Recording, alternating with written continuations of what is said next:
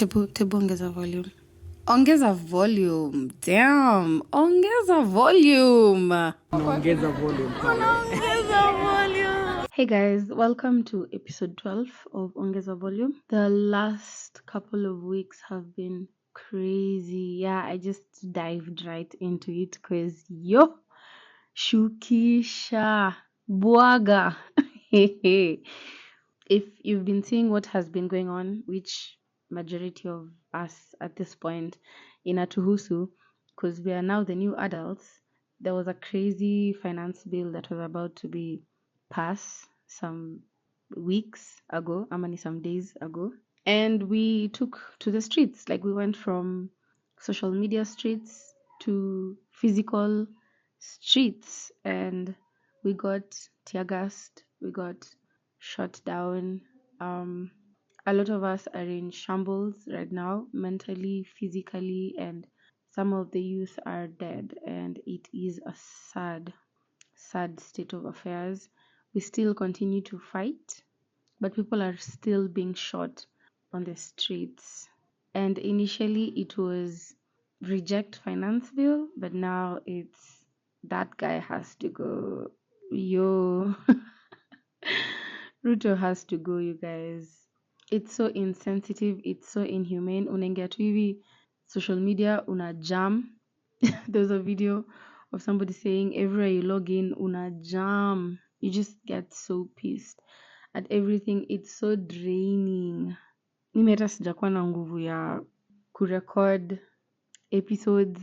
I barely have the energy to post new music every week, but you still have to do it, man. Plus you still have to go to work because you have to earn money. Alafu bado government itakuja i-tax. Alafu i-mismanage. Yani, it's such a headache being a Kenyan.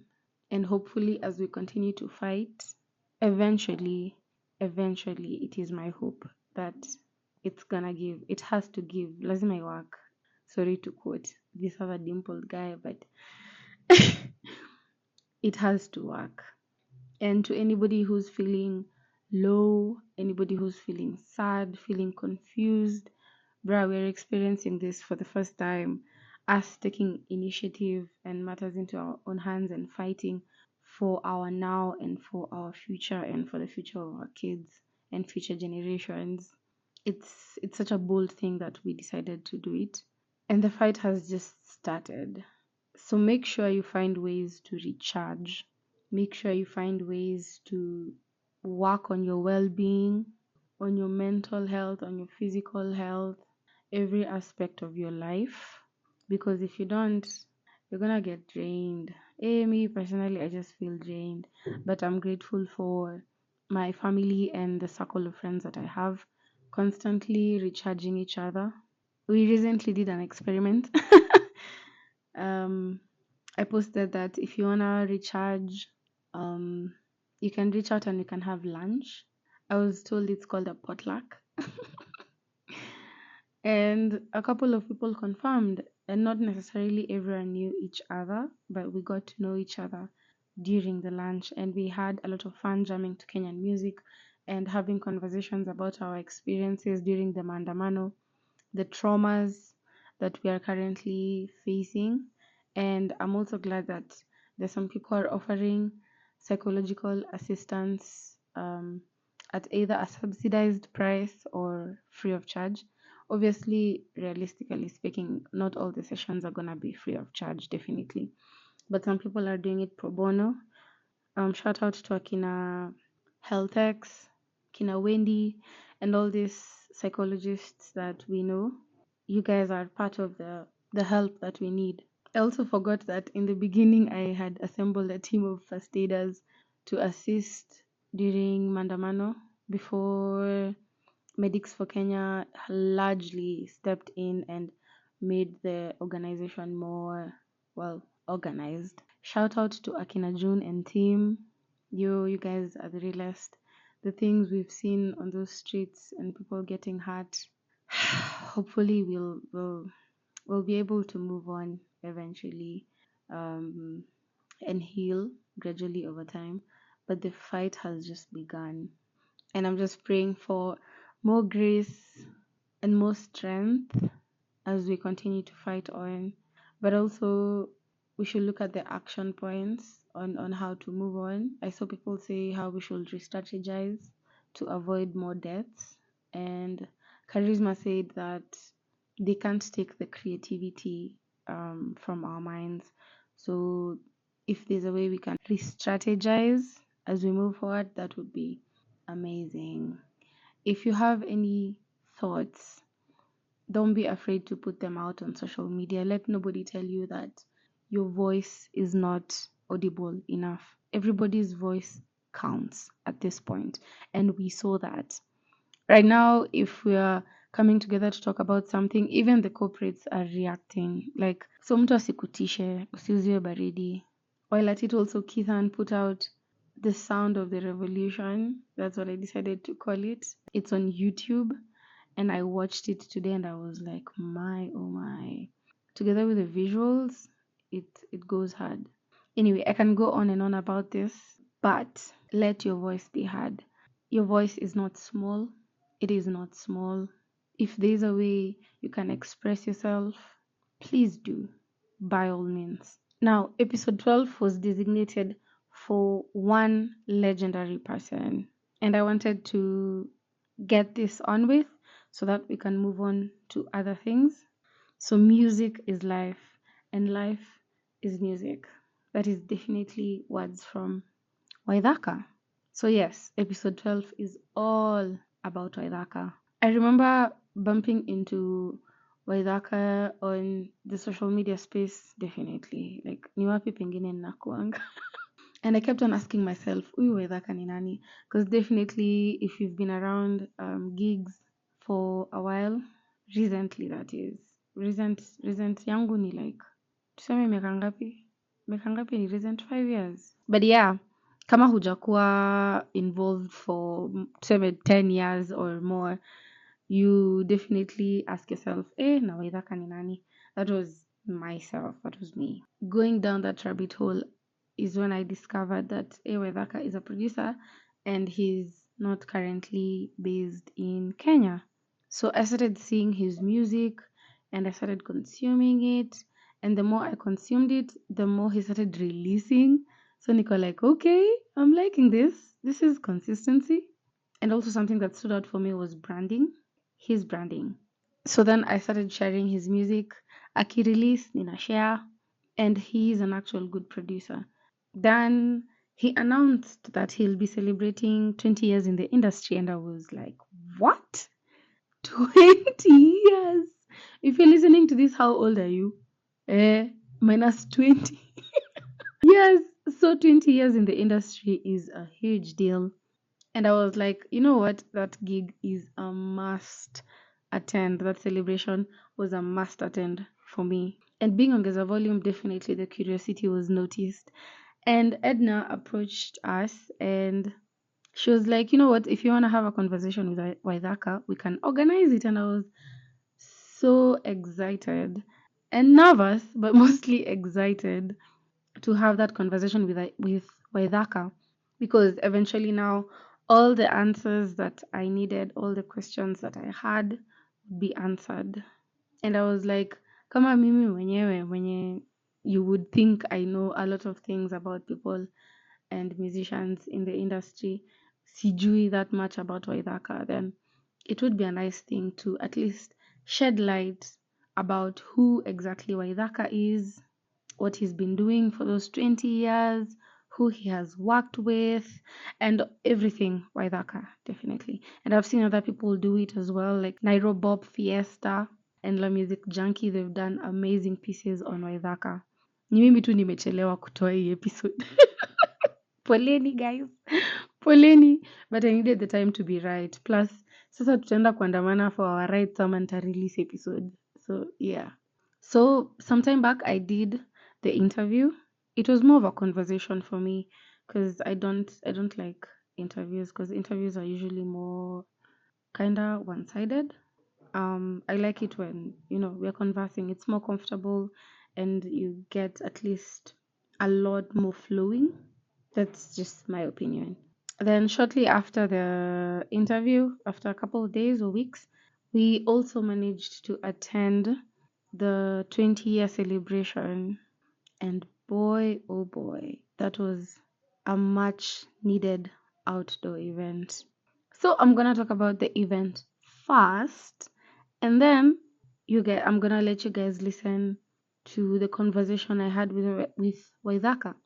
It's a bit lengthy, so if you're curious enough, every thirst and question that you have is gonna be answered and quenched for my curious people. So I intentionally decided to make it in time because I didn't want to miss any part of that event. So nilifika mapema. Si mapema sana, but on time. The ticketing was seamless. Nikaingia ndani, and the feel of the event was so authentic. Geko walikuwa wana vend chakula na drinks, and then around the venue there were what looked like stalls that are usually at the venue. It was happening at Kuona Artists Collective. So definitely from the name Artists Collective, the venue explained it. Because all around there were different forms of art that were being displayed, be it sculptures, be it clothes. People were just vending all around. Then in the middle was where the sitting area was, and then the stage was at the forefront. Behind where Gecko were set up and also to the side of the stage, there was a bouncing castle. So even from the posters, it was a family friendly event and kids were in attendance as well. Props to them for ensuring that also the kids would have fun as their parents also have fun. So if it's food you needed, if it's the kids playing, if it's face painting, definitely our usual artists were there to make you look paying, and the prices for most things were fairly affordable. Ama ni relatively, unajua naweza sema hivyo alafu labda ni expensive, but if you've been to like a bit more expensive event, hii ilikuwa hapo katikati. It wasn't too cheap and it wasn't too expensive, so it was just there in the middle. The decor was really nice and so artistic, but tent ya stage was a bit iffy. Ilikuwa inakaa chafu kiasi, and I didn't notice it at first, but when I got my phone out to record is when now my attention was drawn to it, because I was like, it's a bit brown though, but still wouldn't stop the fun though. So I was just like, you know what, things happen. Organizing events is a lot of work from experience, so let's just ignore that and see what the event has for us and focus on the more important things. So when I arrived, the performances had not started yet, so at least there was a bit of time to eat, to drink, catch up with friends, look for somewhere to sit. But in the background, there was no DJ playing. It was some sort of playlist, and it was only Waithaka produced songs or his songs, which I thought was really cool. Because I mean, who are we here to celebrate? We're here to celebrate Waithaka. So definitely the music that is supposed to be playing is whose? It's his. So being to events where the music being played before the performances is not that nice, that was a really big deal. I was like, yes, y'all are just checking all the points. So after a while, the MC was La Music Junkie. Pretty good MC. She introduced us to what the event is all about, who Waithaka is, and then got to introduce the performing artists. So the first guys on stage were the LYE gang. If you've listened to several other episodes back, you know that LYE is the Live Yard gang.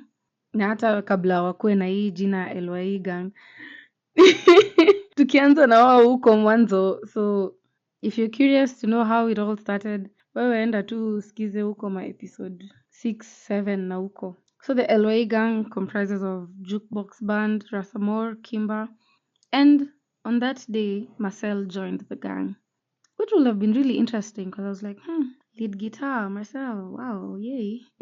Because he's really good. So joining them was actually interesting. And when they started performing, you could feel actual Marcel's impact in like the performance. Juu kuna points angefanya 2 solos and you'd be like, okay, yeah, definitely a difference.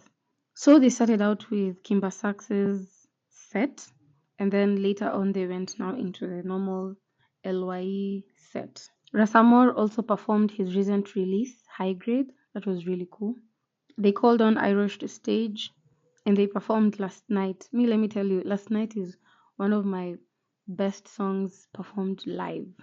There's usually some emotion from last night. And what made this version even better, Ras had a verse on last night. Like on the original song, Hakuangi. Last night is a song by The Movement, for context. So, and then how he blended with Ayrosh into the chorus. You guys, that was a good combo. I was just like, this is a beautiful start to the day, to the event. I can't wait to see more. We experienced Pacho live for the first time. For me, it was my first time because Pacho is Kimba Sax's most recent release and his debut single of his upcoming debut project, which will be Tiba or Therapy. Looking forward to that one, by the way.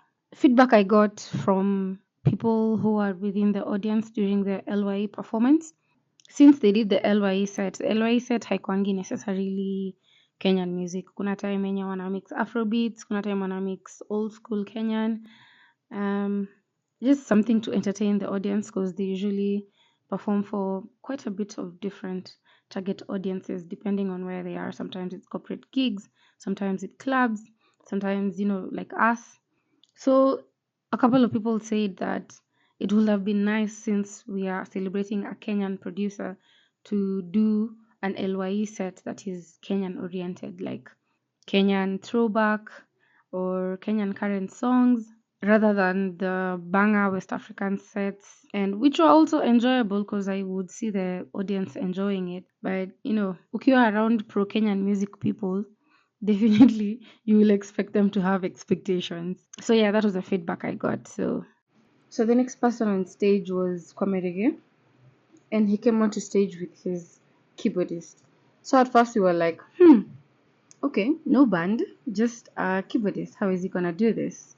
But later on we saw why Kwame decided to have that specific guy on keys. Because when he started playing, we were like, oh, okay, now we see it. Kwame performed his bangers, including tracks that were produced by Waithaka, Akina Akiwewe, Masegera.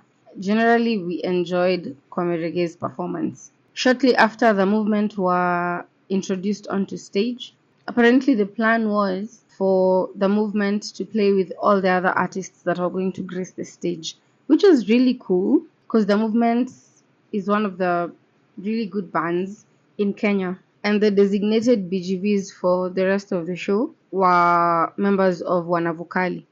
So they kind of split the sets. There were some sets that were being done by 3 of them, and then some other sets that were being done by the other 3. And the MC said, now moving forward, it's going to be a marathon. And truly it was. So the next artist on stage was Chris Barr. Chris Barr is a really talented singer, songwriter, and he's an amazing, kind-hearted human. If you have interacted with him, you would know that. So this was the first time I was experiencing Chris Barr perform with a full live band. So it was a really exciting experience. I was like, okay, I can't wait to see this. He performed music that is produced by Waithaka as well. And for real, I think Chris Barr is the definition of R&B, you guys. Nasi niliwambia tuko kwa our R&B era. So the set was really good. Julika Marathon, sasa the next person on stage was Wabi, alone at first, and then joined by Wanjine.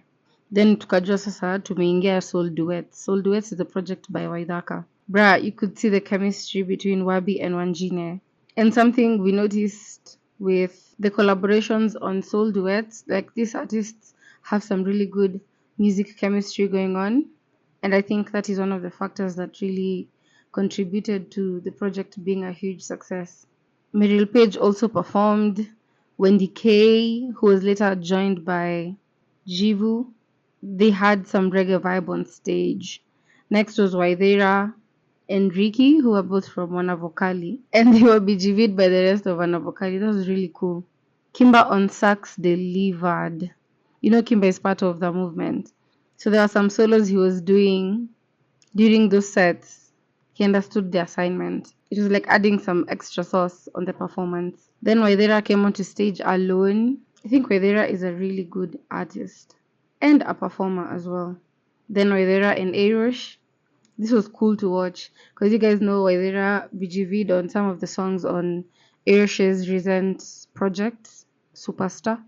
You'll hear more of that later on in this episode. Next artist was Zaituni. You guys know we love Zaituni. And she was joined on stage by Anariko as well, together with the movement. He was playing an acoustic guitar. And Zaituni's baby was in the audience. And that is a core memory for me because the baby was enjoying the music. And she said it was the first time she was performing with her baby in the audience. She did an Anipenda, which is a favorite, and I Surrender, which features Kimba Sax. Oof. That is one of my favorite songs from Soul Duets. Zaituni's vocals.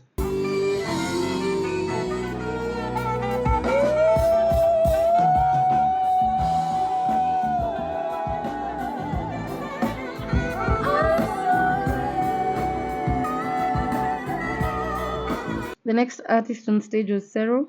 We last talked about Serro on the previous episode when they performed during Folk Fusion. We really danced during Serro's sets. The energy was insane. MJ on drums was killing it. Oh yeah, MJ was on drums sitting for Abiatha, who's usually the drummer for the movement. So technically, apart from Kwame's set, MJ alicheza kutoka mwanzo hadi mwisho. How iconic is that?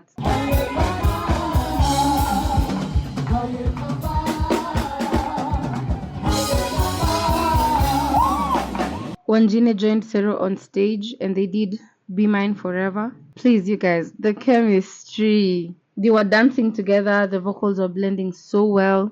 This album got redefined by the live performances, such that afterwards, when you go to listen to the project from start to the end, it's like listening to a whole new project. Then now it was time for the man of the soul duets himself, who is kind of like the focus in soul duets, Wanjine. He was joined onto stage by Wendy Kay and they did I Got You, which is another power combo. I feel like this project displayed Wanjine's versatility even more and his ability to collaborate with a wide variety of artists. They then did Lamu Afternoons, which I think is a lot of people's favorite, and they did it while cake was being cut and Waithaka got to do a speech. It wasn't that long though. Mostly a vote of thanks for the artists and the team and how the event was brought together to celebrate his 20 years in the industry. Huge shout out to Blem Africa who handled PR and media and event production. That was really cool.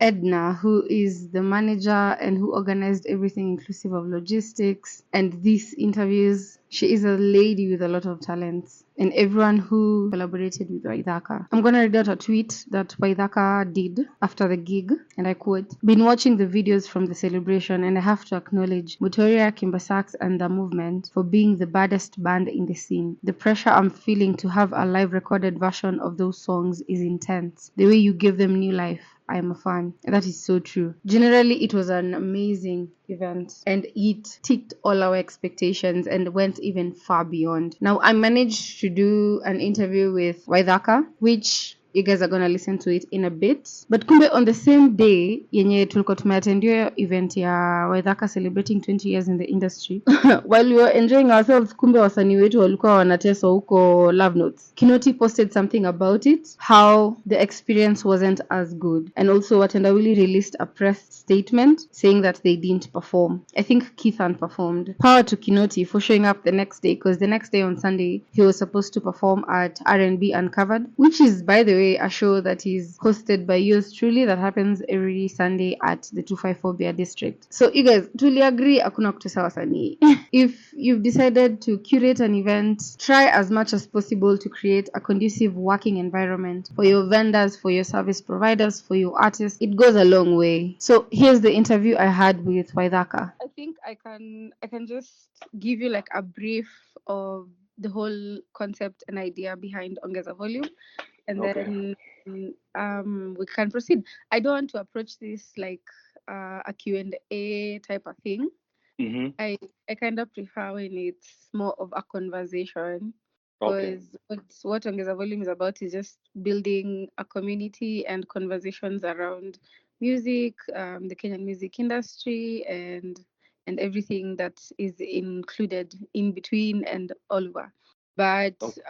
how I started out by reviewing events, Mm-hmm. that is the live Kenyan music events, especially with bands. Yeah. And now, when I got to immerse myself in that world, is when now I decided to go with everything that also includes just outside of live events, also into the music itself, the releasing the artists and the projects and everything. Okay. Okay, that's good. So I think I would like to start from like the beginning, because I know I speak for many people when I say I didn't know you as far back as, because congratulations first for 20 years in the game. Oh, That's huge. thank you. Thank you. Thank 20 you. Thank years you. Thank is like a huge chunk of my age. you. You know, I don't you know, even want to talk about it.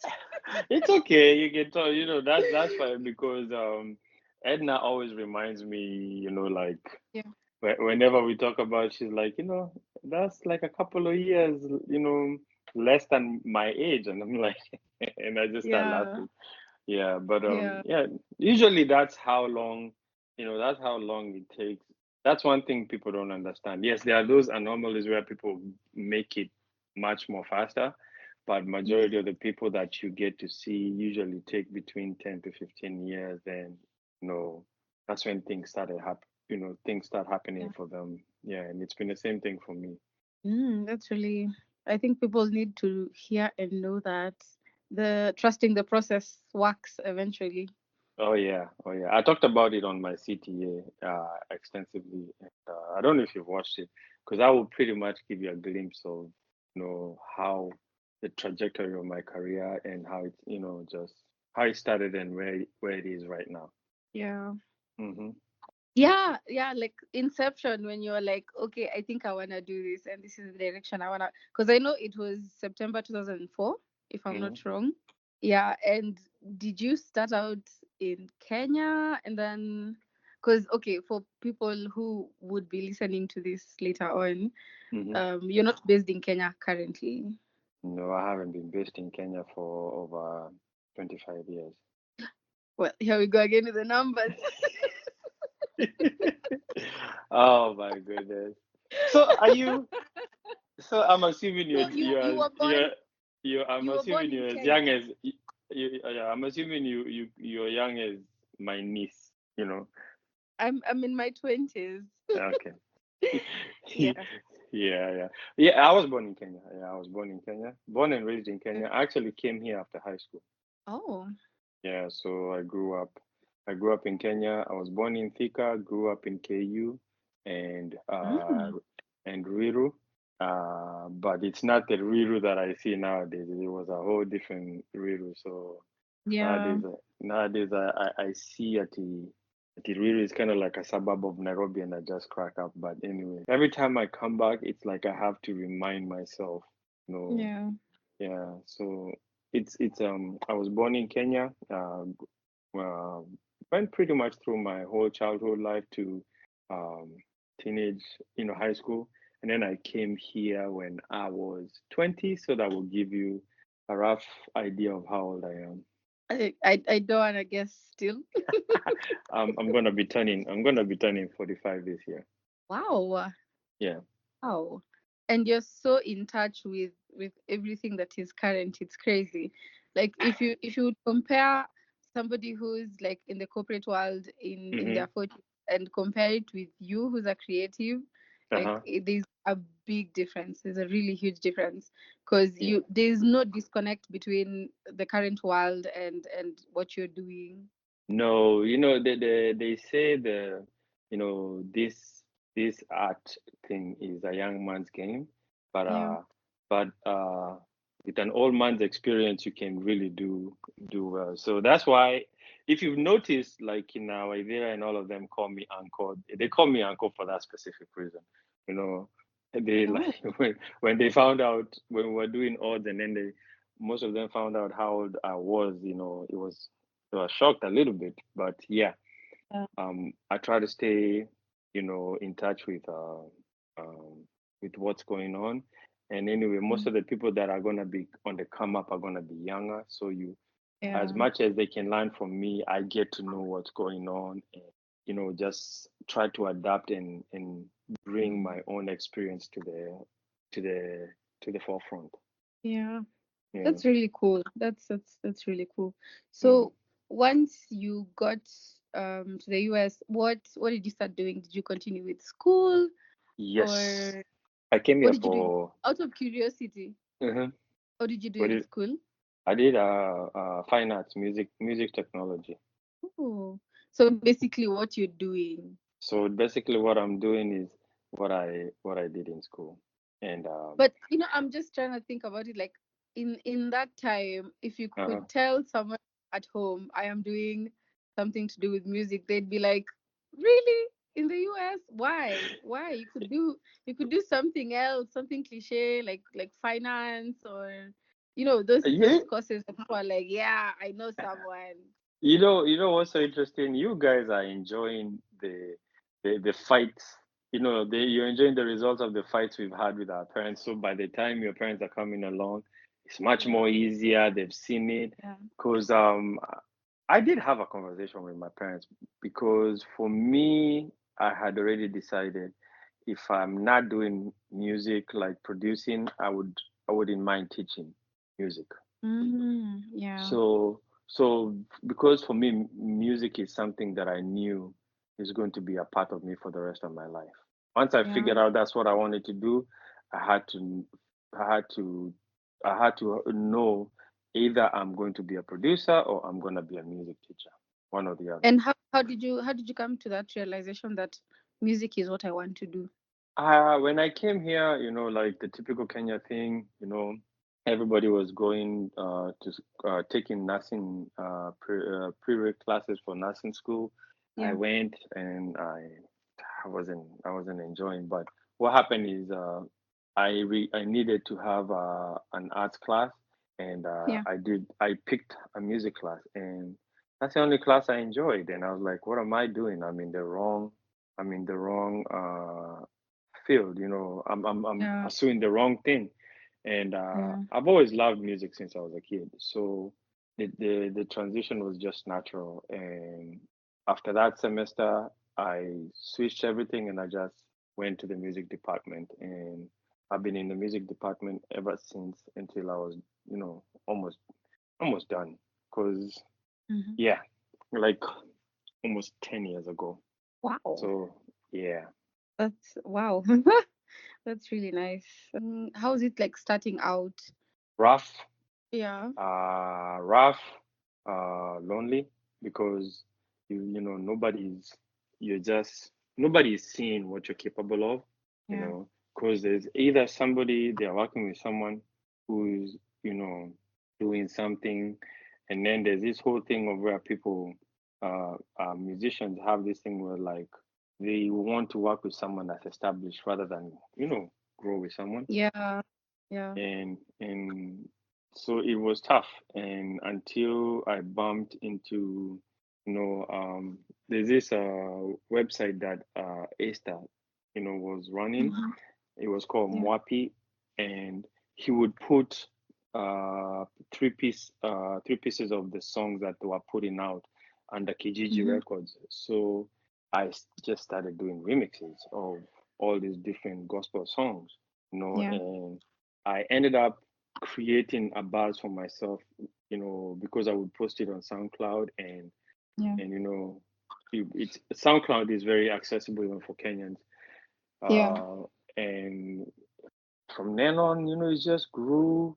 And then Esther, at the same time, also, I was playing in a band, in a jazz band here with a couple of my Hmm. coworkers, and one of the Hmm. guys was a singer. So um, we ended up recording. The first, I think, experience in a studio was recording for the guy, one of the band that I'm with. And Hmm.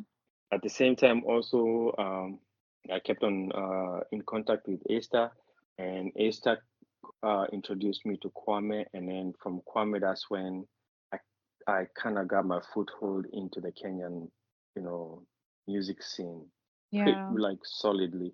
But before that, also, I around 2009, I linked up with Keisha. I don't know if you know Keisha.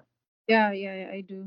Yeah, so I linked up with him and started doing remixes also with him and produced an original record for him on his album, Raw Like Mm. Sushi, and then he just introduced me to a whole new world of francophone kizomba music and lusophone kizomba music. So did that for a couple of years.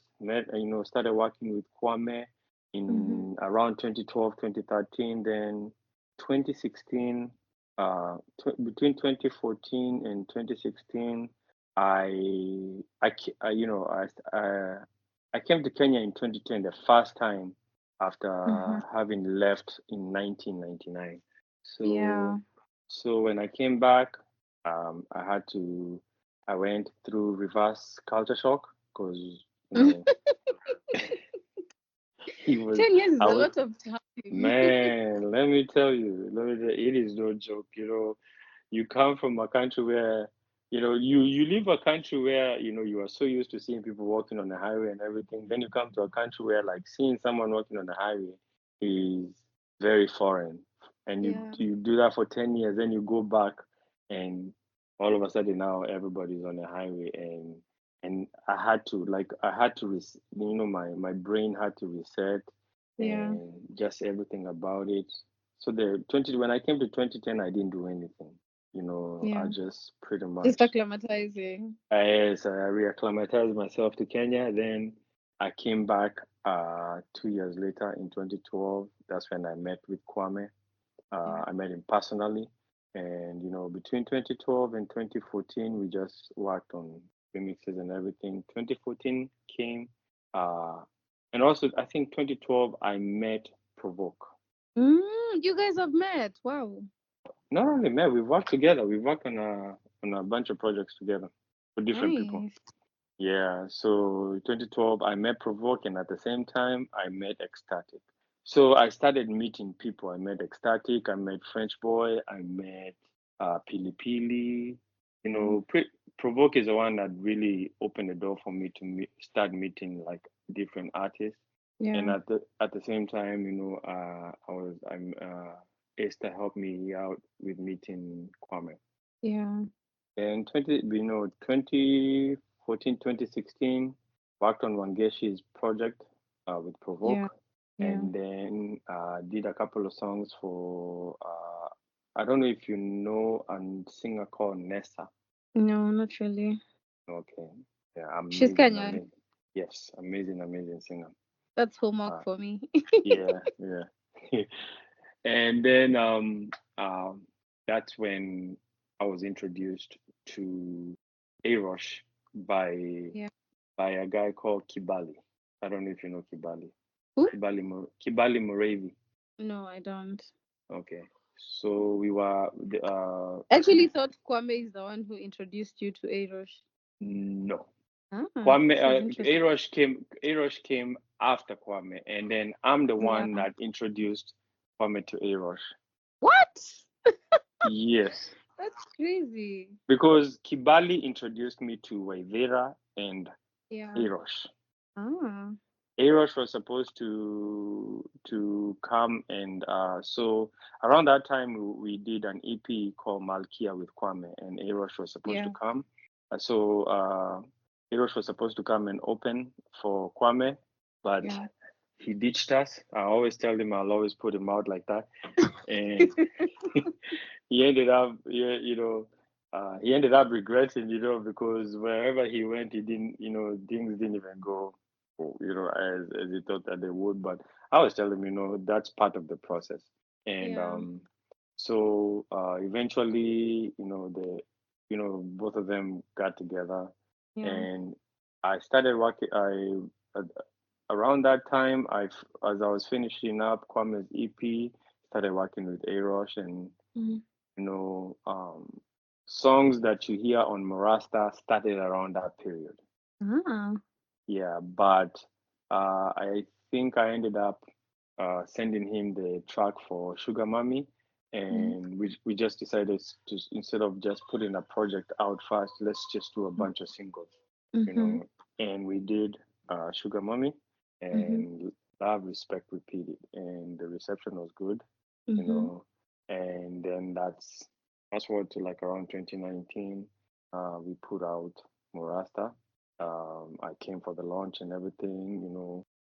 It was quite an experience. And during that time, I met I met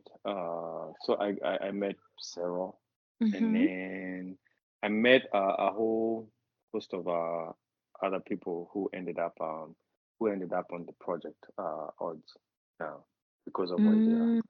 Yeah. Yeah. So Wow. 2020, 2019, you know, as we are launching Morasta, we start recording odds.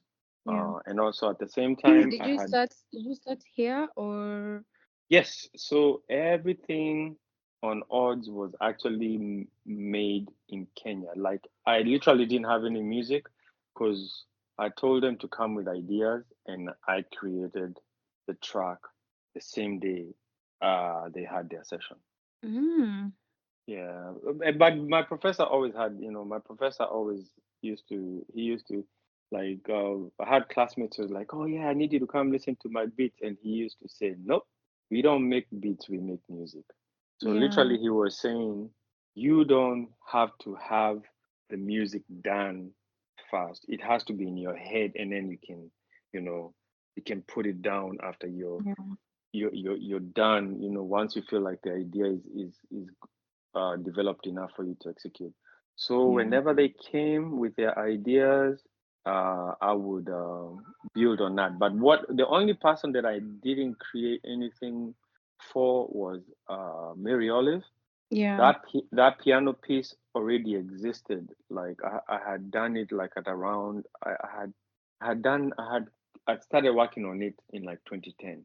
Then I met her in 2014 because we taught together for a foundation that's run by a friend of mine called Bugo.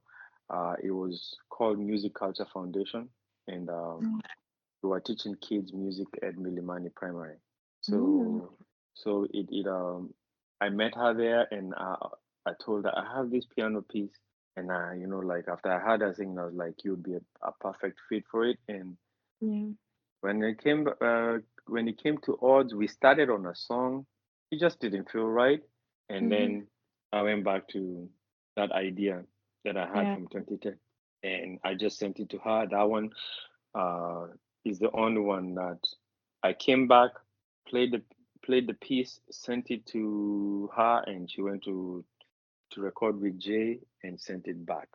But everything else on that album was made in Kenya.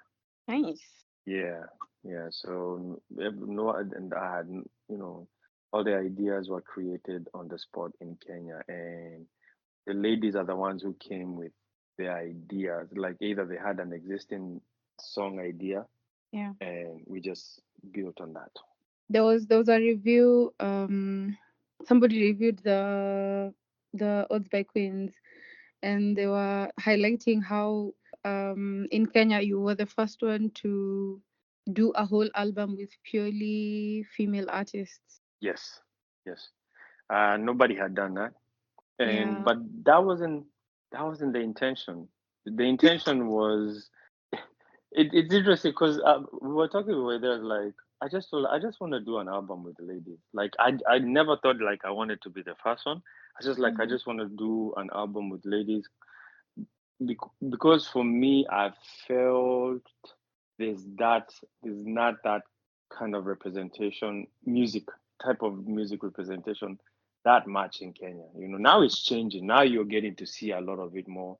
But at Yes. that time I just felt it wasn't enough, you know. And then it's because I'd had music from the likes of you know, Patricia Kihoro and Wendy Kimani, and I'm like, man, then you know, they stopped making music for one reason or the other, Yeah. and you, there's always a gap. And then you see people saying, oh, you know, Kenyan music industry is a male dominated industry. And I'm like, yeah, if there's not that consistency, it's going to be just very, very male dominated, you know. Yeah. So I was like, how can I contribute to that? I never thought that I wanted to be the first one. I just wanted to do it.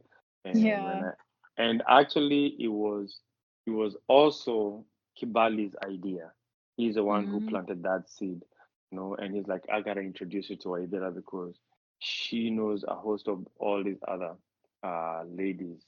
And I was like, okay, I don't mind. Yeah. Yeah, that Interesting. is. Mhm. 2020 was the same year you did Black to 541. I hope Yes. that's how it's Yeah, it's it's yeah, you can actually literally that BLK is for black, or it's either BLK 2541 or black 2541, whichever one um feels much more cohesive for you. I don't mind, like, but yeah, the yeah. BLK stands for black.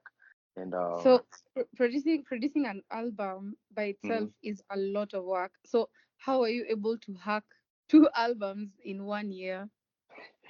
Because I had already started on BLK, I'd already started on it, and it's just that now that one, majority of the songs I sent it to the artist, and they would write, and then I Yeah. would send them to the studio, to either Tawala Beats or to Dili. So those are the two people that I literally work a lot with.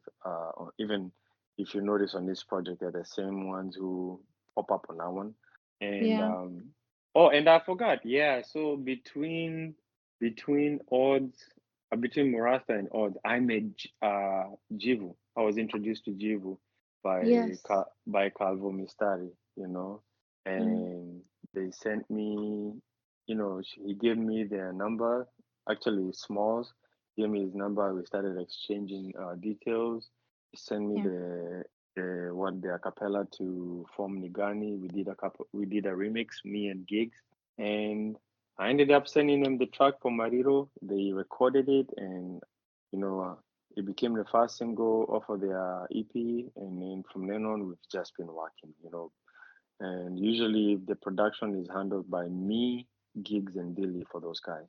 Mm. Yeah. So then, odds, I did it majority of it at home. But BLK, I had already started, and I had done Tabasamu, um, Girls, which other one? Trying to think. Then Alone is a song. It's just a song that I reworked that we had recorded, like, I think in 2009. So I just reworked the music. Um, and just the list kept on growing. People started hitting me up because of odds. People started hitting me up and say they Yeah. want to work with me, and Mm. so I would just you know figure out what the album needed and who was a good fit, and I would reach out, ask them if they'd be interested. Yeah. Some of the artists also suggested who would be a good fit. So, for instance, Jivu Mm. suggested Wendy Kay, you know, Mm. Yeah. so they did more, and Tasabasi, who is an artist based here in Texas, also, you Yeah. know, we had been working on his projects with gigs uh, from here. Yeah. So he ended up on a project with Jivu, and I'll always use these projects to highlight maybe like an artist that I was working on more than Yeah. another. So like for BLK, kind of Mm. highlighted Jivu more because he had more than one song on that project. Yeah. Yeah, and then now, if you look at soul duets, Wanjine is the one who's on a lot of songs because he's the one that I've been working with lately. Well, Yeah. last when I was starting to do that album, and he also happened to have the one track Wanja on BLK, Yeah. which up until now I think I don't know if it's my most popular one. It's in between that one and Come Away with what's her name? Miss Korea. Nice. Yeah. I also noticed Mm-hmm. for Odds and BLK Mm-hmm. you released the instrumental albums. Yes. I think that is really cool because people don't do that.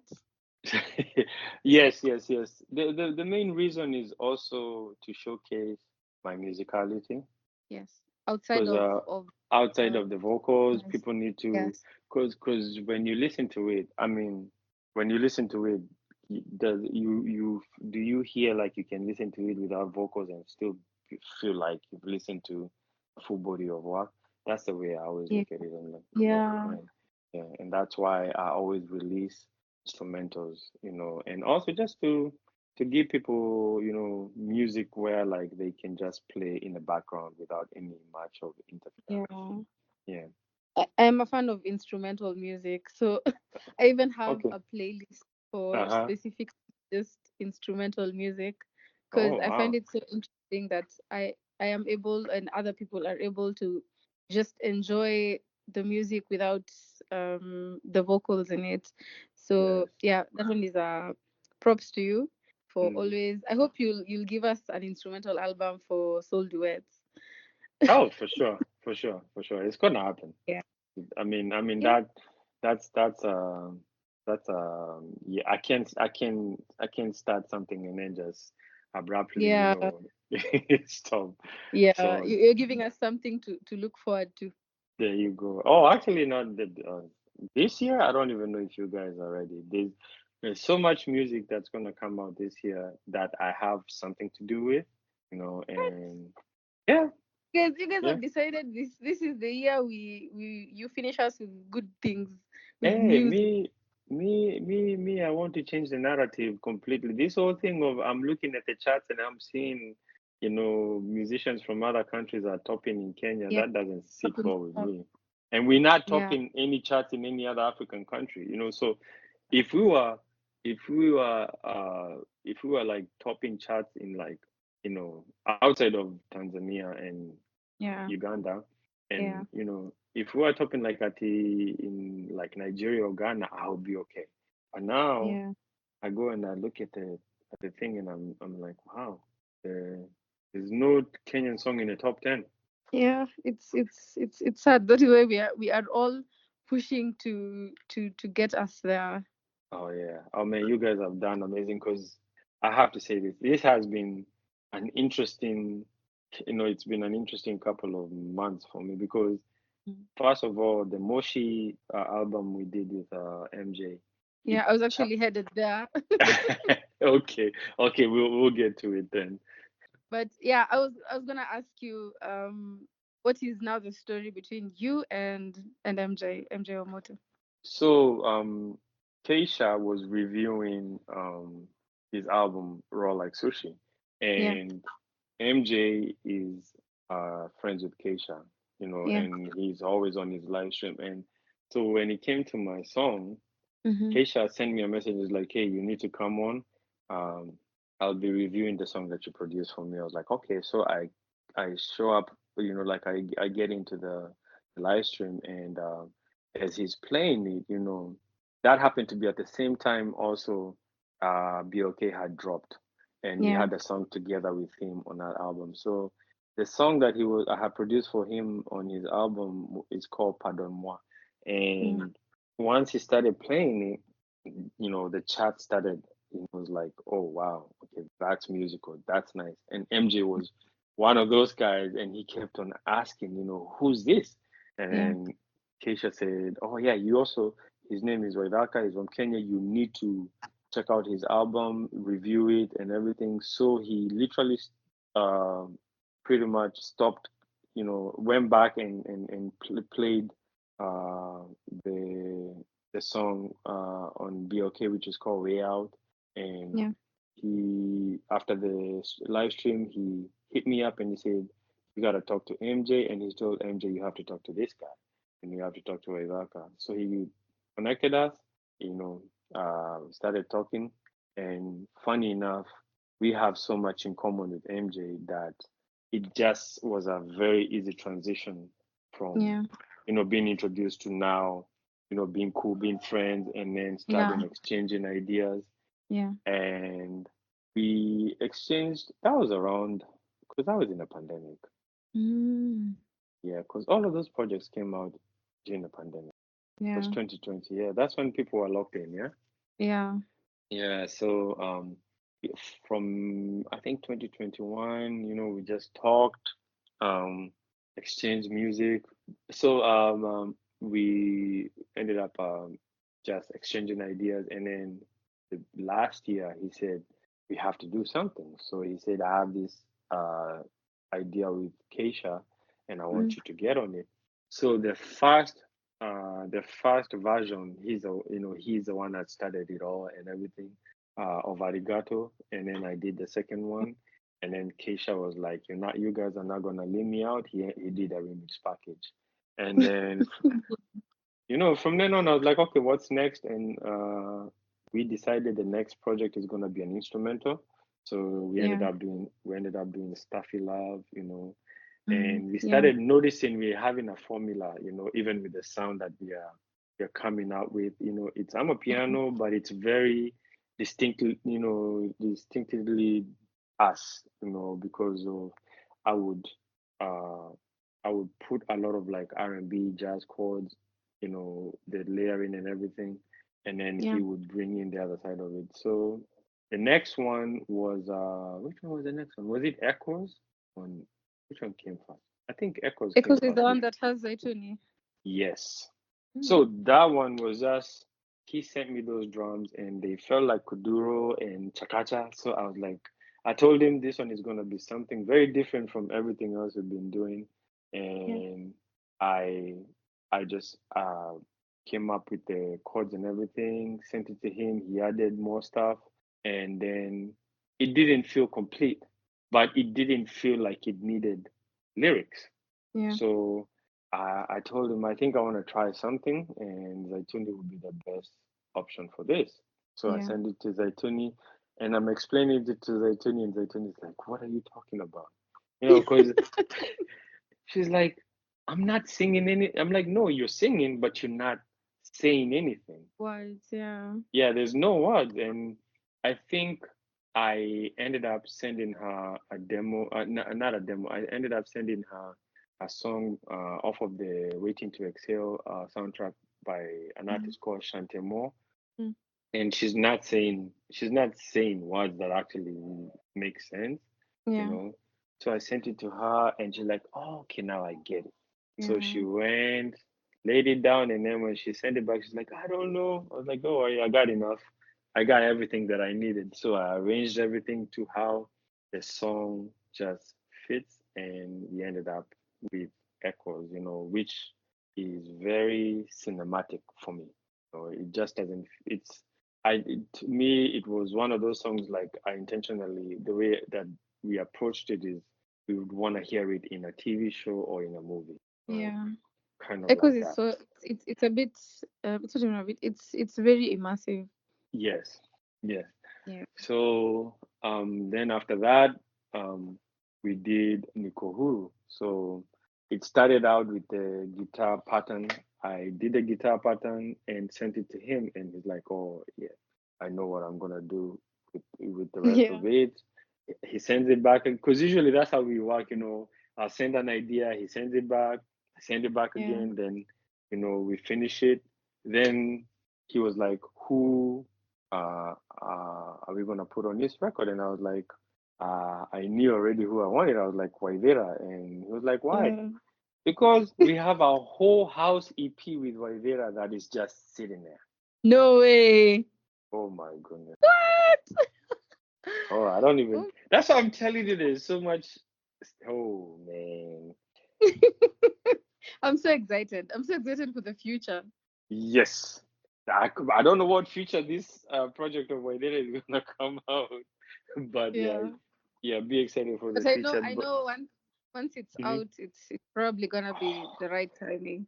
Because Oh my goodness. I realize a lot of people know Waithera through Wanavokali.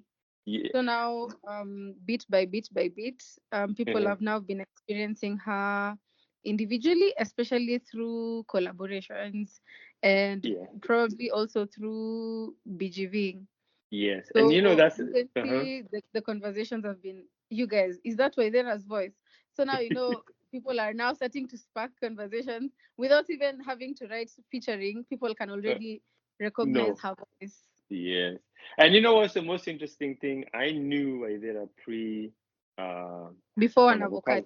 Yes, because we have literally she has a song with Ayrosh, Yeah. and that's when I knew her. Then she's like, oh yeah, I'm gonna be part of this group. I was like, because I also knew her as an artist by herself, because she has Yeah. old music by herself, and Yeah. then she's now in a group, and now, but we always explored the idea of her solo stuff, Yeah. even with after Love Respect. Yeah. And I always told her, your voice is so good for either R&B music or house Yeah. music, and that whole album, that whole EP of hers is just really, really, really good house stuff, really dope house music. And I I don't know. I don't know. I'm just gonna she'll speak for herself. We might But get all I too excited when it's her. yes, yes, and maybe she has other plans. So I'm like, I'll let her Yeah. speak for herself on that one. But Yeah. um, But you that's know, at least something to look forward to. That's really yes, cool. because whenever I send the music to to Edna, because we Yeah. always after a while I'll send it to her, and she's like, "What? When is this coming out? When did you do this?" You're like, "Oh, we did that like 4 years ago." She's like, "4 years ago?" Yep. You know what? I'm like, "Yeah." And you've been Yeah. sitting But on it. I'm like, "Yeah." What am I gonna do? If the artist is not really feeling ready, yeah. you just also have to listen to them. You have to Yeah. listen to Timing is everything. timing is everything. Yes, Yeah. yes, Yeah. yeah. I think we can almost come to the end with sold duets now. Okay. The So most recent project. Congratulations, by the way. It's a thank you. really soothing R&B. I don't know how to put words to it because I'm not a musician, but Uh-huh. it's really I find it really soothing Hmm. all through from like start to end. And you can put it on loop and you won't even notice how many times you've listened to it. That's if you noticed with all of my projects, like I pay attention to sequencing. Yeah. I Yeah, uh that is oh my god, that is so true. yeah, That is so true. Like everything flows, especially in your yes, projects. There's yes, no given point you'd be like, oh wait, what is this? Why is yeah, it here? yeah, Everything just flows from one to the next to the next. And that is really I feel like that is really important, especially from a consumer perspective. yes, yes. It's And really it's good. what I tell you, like, by the time you guys are listening to the final product, I'm tired. I don't even want to hear it. I've already moved on to something else. Like I'm like, no, I'm done. Like Yeah. yeah, yeah. I'll come back to it years later. Like right now is when I'm revisiting Odd and Be Okay and listening to it through, you know, Yeah. Yeah. because I usually spend at least 3 months trying to figure out the in order that I'm gonna Yeah. put the music in, or Yeah. and also based on how I choose the tracks that are gonna go on a project, there has to Yeah. be a cohesiveness, in the style. So right before, so as I was working on all Soul Duet started in 2021. So that's Mm. when we recorded majority of the material that you guys are hearing now. And Yeah. the only two songs that I recorded that were done afterwards is On Me and I Surrender. So Mm. On Me was done in October 2022, and then I Surrender was done last year, end of last Yeah. year. And it's one of those songs that the album felt incomplete, you know. Mm. Because we had already started mixing it and everything, and I just felt like something was missing. And Yeah. the most interesting thing about uh, how I ended up with the track for On Me is that it was supposed to be a track, which is even the artists who are on it don't know that it was a remix track. So Oh. yeah, and then the person that I did the remix for, they never got back to me. But I knew I knew I had a good track and I wasn't gonna waste it. Yeah. So I sent it to the guys and I asked them, who do you think would be a good fit for this one? And they automatically said Sage. And I've always wanted to work with her, but I never had a chance, and Yeah. it finally happened. Um, when they sent it back, Dilly handled the vocal production on that one. When he sent it back, I just arranged some stuff and I couldn't believe it because I'm like, man, I mean, Sage is probably one of the best Yes, singer-songwriters I agree. in I Kenya. agree.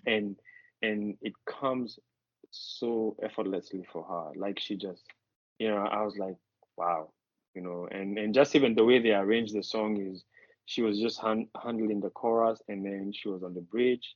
Those Yeah. decisions that really, it really, sometimes uh, I feel that's what makes a difference between a producer and a beat maker, those little nuances. And Yeah. Gilly gets it because we have such a similar, kind of like production style and approach to also music uh, with the artists that we work with. So Yeah. it usually I don't even have to tell him much. I don't even Yeah. have to say anything, and he gets it. So Dilly gets it, and Jay gets it. I surrender. It was I was listening to this Nigerian producer had a TikTok, and he played a snippet of a beat, uh, Igbo and Shayo by Black Bones. Yeah. And I was like, I want to do something like that. Then also at the same time, I was listening to Sade, and I was like, I want to combine those two. Mm. So that's Yeah. why it that song has an influence of Sade and that one, you know. And I sent it to Zaituni. She recorded it, and I was like, I don't want another singer on it. I want an instrumentalist. And I had Kimba Sax on a song with Modaka, and I was like, wow, Yeah. okay, that's what I need to do. That's the person that Yeah. I need. Yeah. And sent him references, and the rest is just, I mean, he's a talented musician. He's a talented Yeah. saxophonist. You just have to give him a reference point to start with, and that's it. So, He's gonna build on it. oh man, he built on it. I was like, wow, okay. And soon as it was sent back, I knew it was gonna be the first single. I knew, and the only two songs that I knew. So there's three songs that I knew how the sequencing was gonna go. Yeah. The Soul Defy, I knew that was gonna be the introduction, and Lamu Mm-hmm. Afternoons, I knew was gonna be the last song. Mm. But when I Surrender was done, I knew that was gonna be the first single. Right now I don't know what's gonna be the second single. I'm still kind of like I'm looking. I'm watching the reaction to the songs that people are enjoying, and I'm like, okay, Yeah. yeah. Are they So the ones that you would have expected people to enjoy the yeah. most? Interesting enough, not me. Um, so Gigs, who mixed Mm-hmm. the whole album, Yeah. um, the first time I sent him the first version, the demo version of I Got You with Wanjine Yeah. and Wendy Kay, he said this is the one. He said this one is different. Like Mm. even up to this point, he says it's a complete song from start till finish. Like Yeah. it felt complete even in its most raw state, you know. Mm. And I have to give credit to Wanjine because he wrote everything else apart from Wendy's verse. Wow. Everything, yeah, everything else is him. So we worked on it together because the way he had the idea down, melody, uh, Mm. you know, but the order of what goes on the chorus and everything is I'm the one that changed that because he had them backwards, you know. Yeah. And so when Wendy came, so it's interesting because when Gina was late for that session, so we started with recording Yeah. Wendy, and Yeah. then when Wanjine came, he did the rest of it, his part. Then they worked on the choruses together, and the bridge. Because if you notice, all throughout the album, majority of the song have bridges. Which is a Yeah. very 90s thing. People nowadays don't do it, but that was very common in the 90s. Yeah. And we would discuss who's gonna handle the ad libs and stuff like that. So when we agreed, for the songs that were featuring Wanjine, we agreed he's the one that's gonna do the ad libs because I was highlighting him at that point. And yeah, the other song that also I wasn't there when it was being produced, when it was being recorded, because I'd already showed Wanjine the formula of how I work. He's the one that vocal produced Be Mine Forever.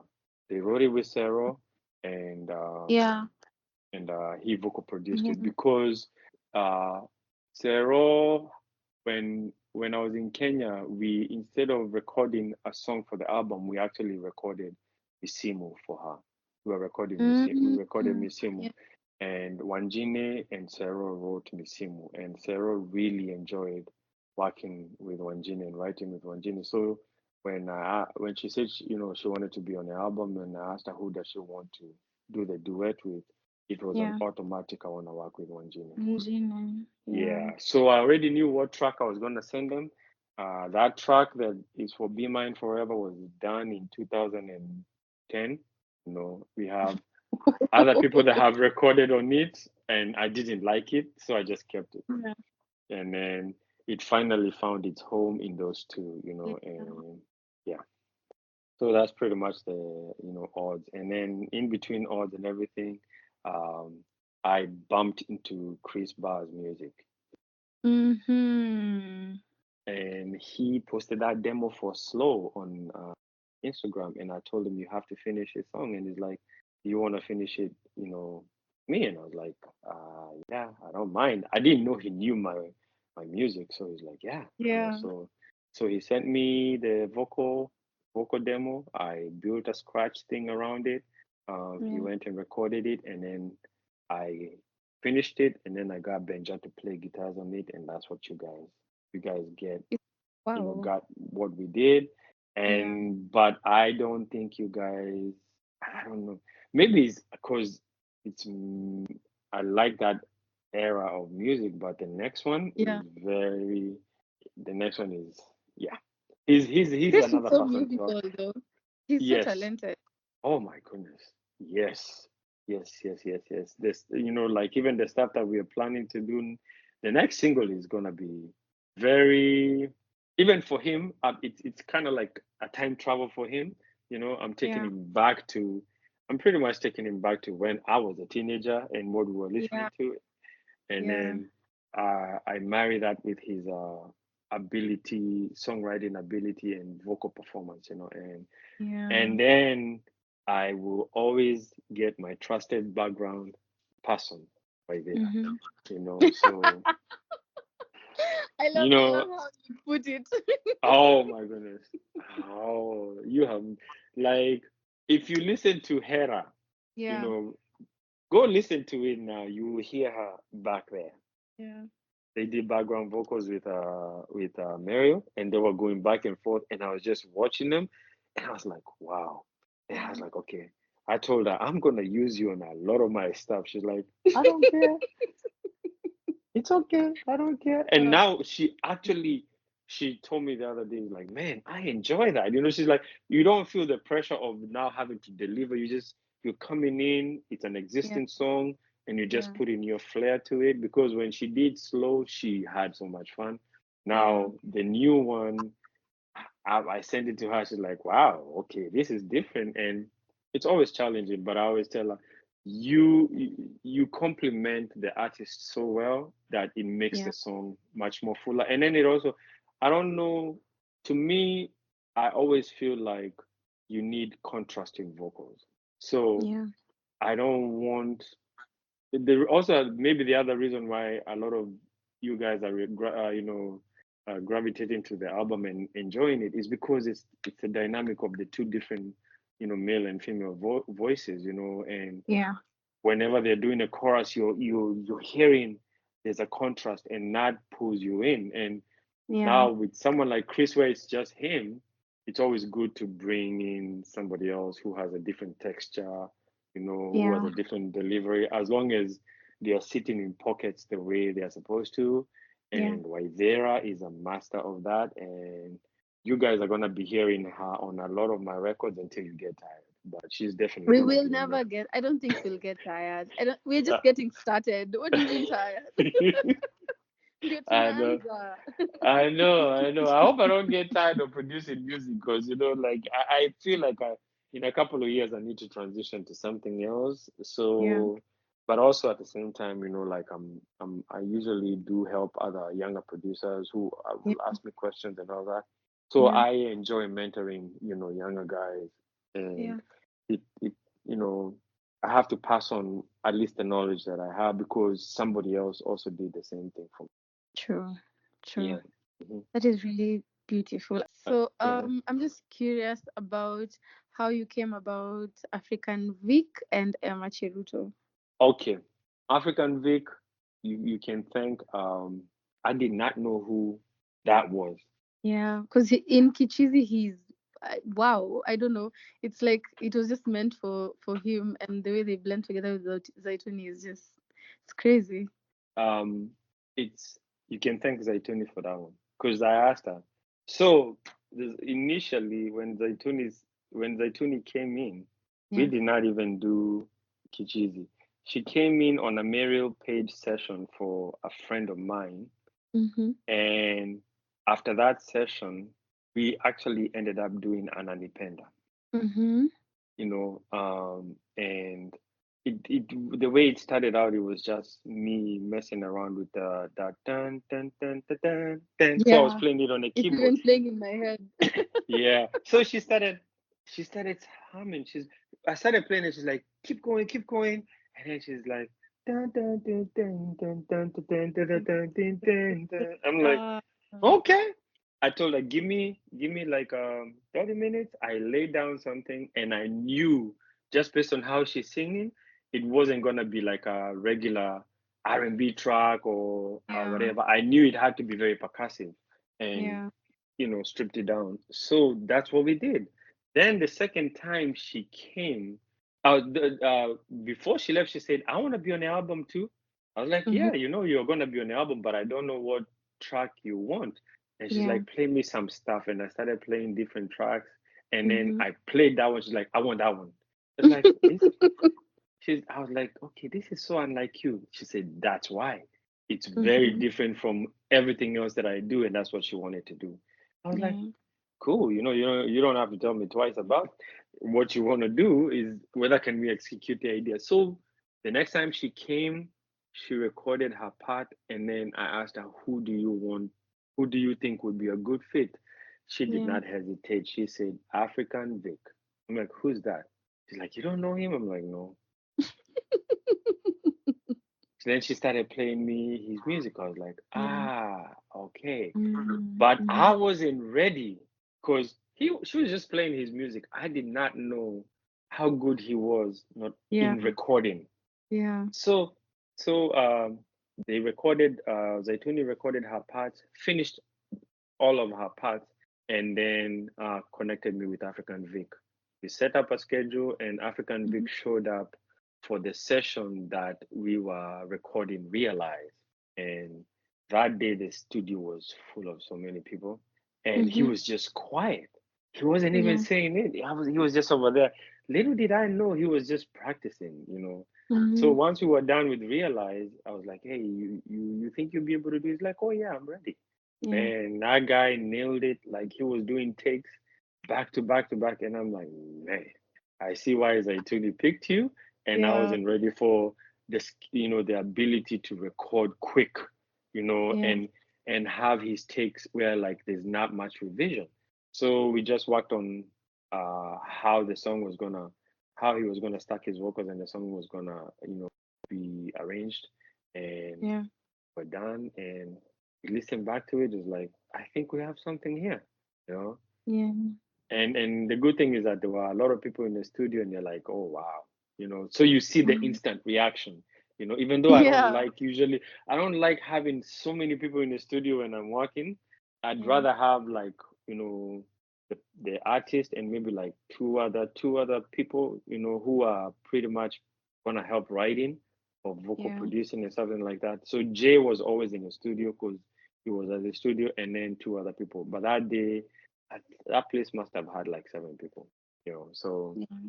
But he ended up recording his parts, and man, that's the product of that end product is speaks for itself, and also he enjoyed the the session, the process. He really really enjoyed it, and also what I would do is like after the sessions were over, I would tell Benja to come in the evening, Mm-hmm. and he would lay guitars on already recorded whatever. So I would just tell them, I want you to play here, and stuff like that. Yeah.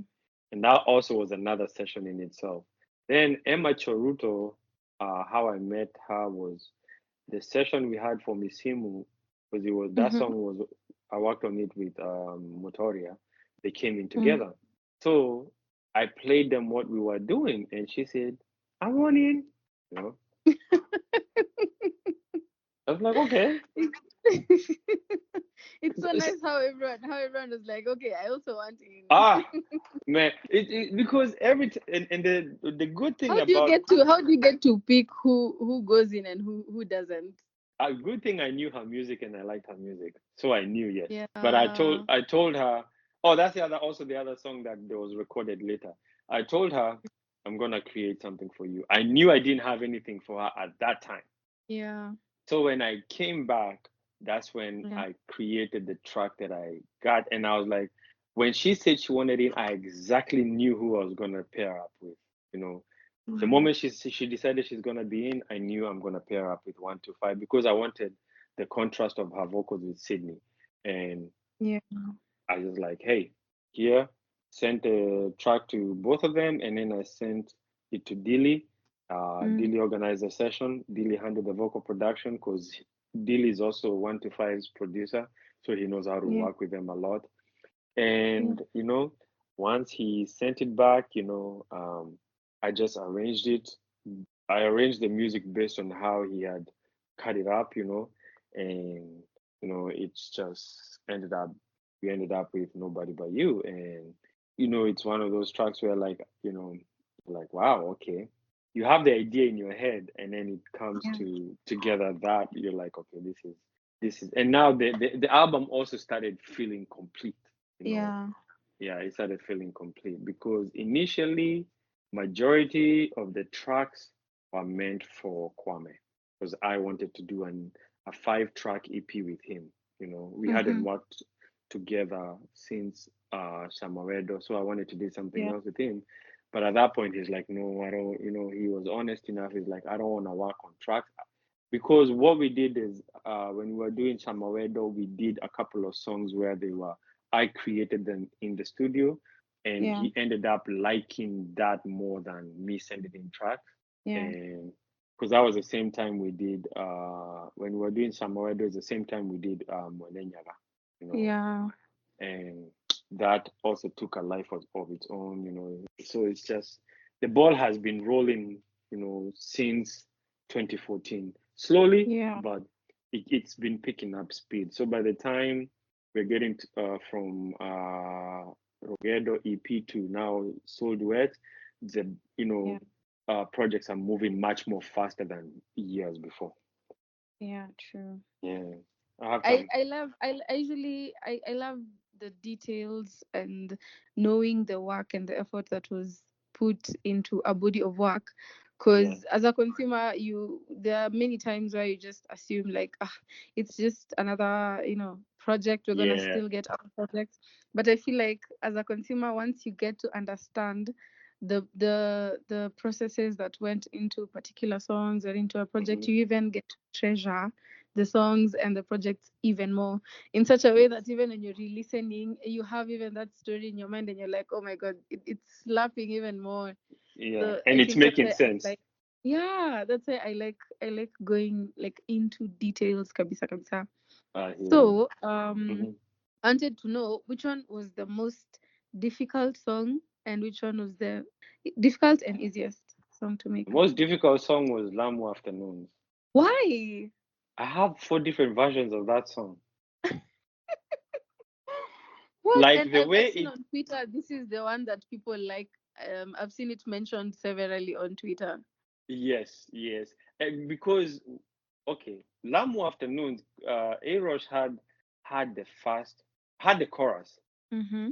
and the guitar chord progression, you know, Yeah. and so Wanjine happened to be so Wanjine and Wabi happened to be in the studio that day, Yeah. Yeah. and and what and the other thing that I enjoy working with the guys that who are on the album, you know, they are themselves in front of me. Wabi was like, "This is my duet." When she heard it, she's like, "No, this is my duet with Ayrosh. He's not doing it with Mm-hmm. anybody else," you know.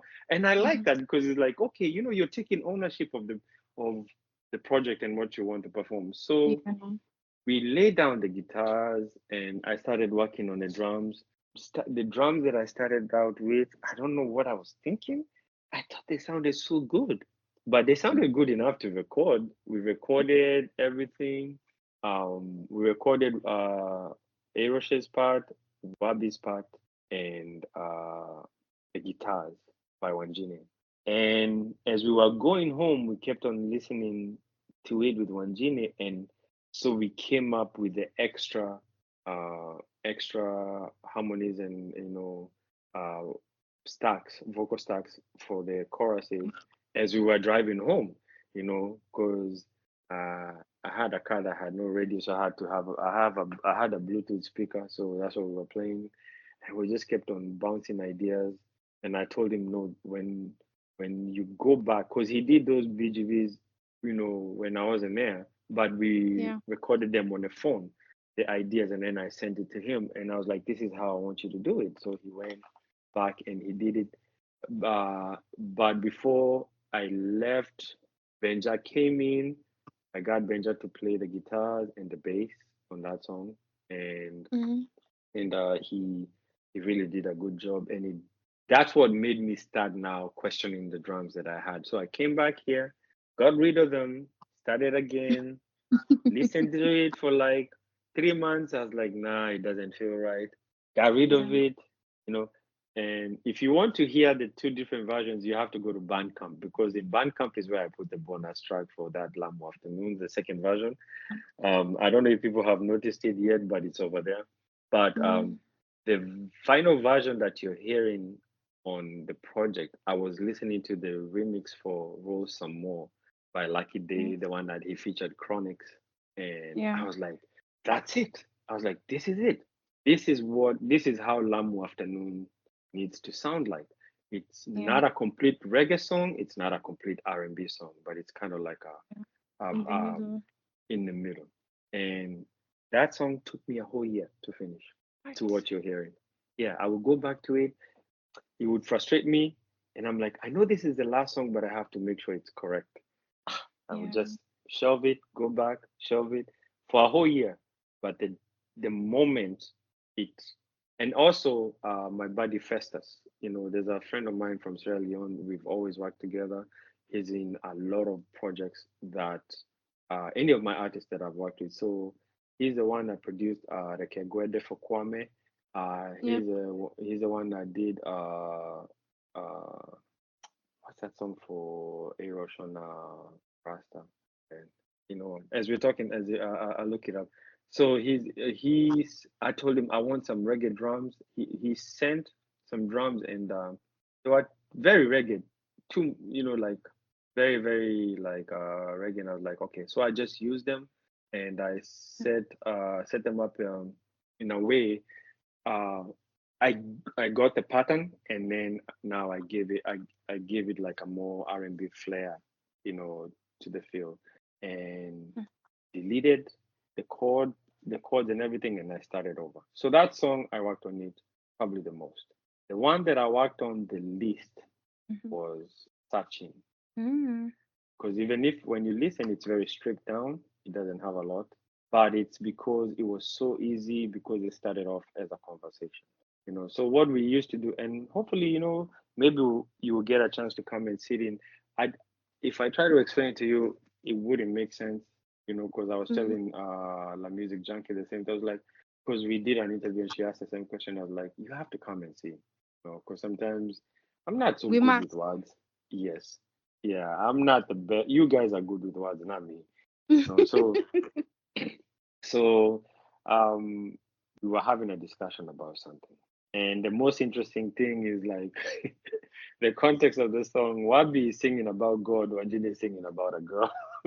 Ooh, But we were like, they're both singing about love, yeah. you know. The So Wabi was destination is the same. is the same. Like and that's the joy of, having people who are writers, and Yeah. they're like, because she was like, how is it going to work? And I told her, because we are not going to be saying that I'm singing to Wanja, with Yeah. Wanjine's verse. Wanjine is Yeah. just going to be describing love just as you are, but now you're describing from your own perspective. So we we kept it simple, and we knew we were not gonna put like at the serious, at the drums and everything. It just needed something, because if you listen to the way I programmed the drums, it's more of like a heartbeat for the kick. So that, Yeah. that's the one that was the simplest. I did not do a lot of like playing and everything. I just played chords when Jimmy played the guitar, and then the rest was just their vocals, and creating ambience with different samples, vocal samples. And Mhm. that was probably the easiest one to work on. That one was as hard as everything else. Yeah, The beauty about the context of both of them, now the yeah, consumers will even have a different perspective. Like that's the beauty of art, how people will get to yes, digest and to understand. yes. Everybody will have their own understanding and their own interpretation of the song, Oh even yeah. way different It's from very, the yes, yes, and that's the joy of it, because I don't want your yeah. interpretation to be the same as mine. I want Yeah. you I want you to own the song in your own space. It's like, this is what the song does to me, and then you tell me what Yeah. it does for you, and I could tell you Yeah. how I started, and you say, does it make sense? Does it correlate to how I looked at it?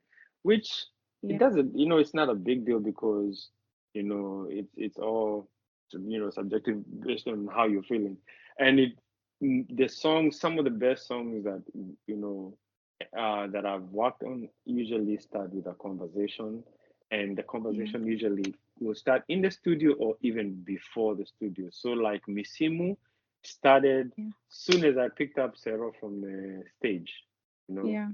and we started talking, and she's like, "Oh, this is a season of something." And Yeah. from James Geshoro to Odero, because that's where the studio was, Yeah. we talked, we talked, and by the time we're getting to the studio, we literally had a foundation for that song. You know, Mm. so when they were writing it with Wanjine, it was easy to move forward. And also in the sessions, before we used to sit down and just have breakfast and talk, you know, so that Yeah. everybody can become comfortable. And Yeah.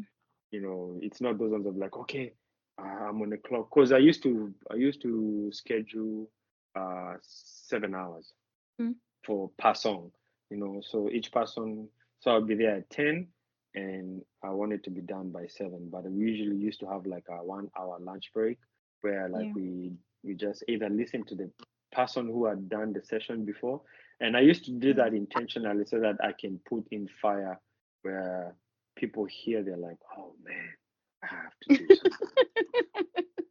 And Wanjine's songs did that a lot, especially Searching and City Yeah. Love. People were like, this guy, you know. Then, Mm. then when once they had I Got You, that even people were like, okay, you might as well feature him on the whole album. That's but it was good to see now people will get their game face on, and Yeah. it paid off. It paid off because the project is really, really, really something. I don't think we've discussed how you met Zaituni, because she's also a core person in your work almost all through. Zaituni, you can thank um, Ythera and Meryl.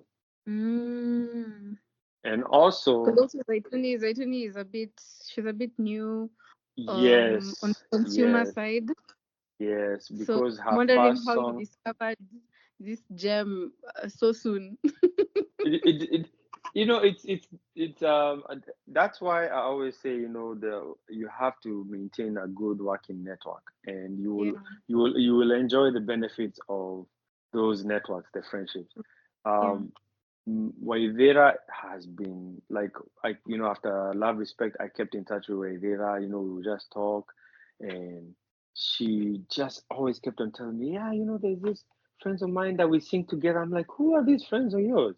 You Yeah. know, and little did I know, Ythera, Wabi, and Meryl were in the same school, and they used to sing choir together.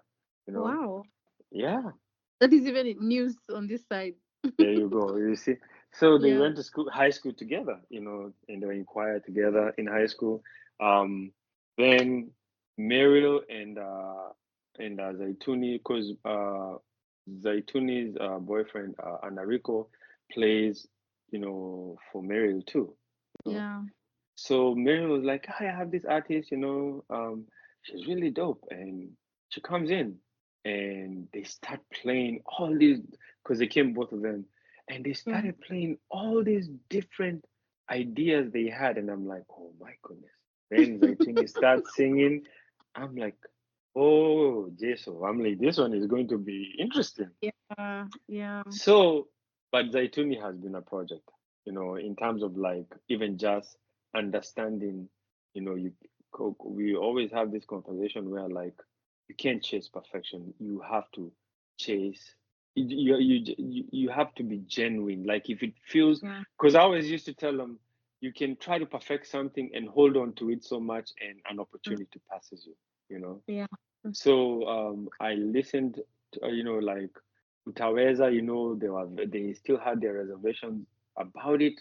But Mm. once the album came out, it's like that one song, people are like, who is this?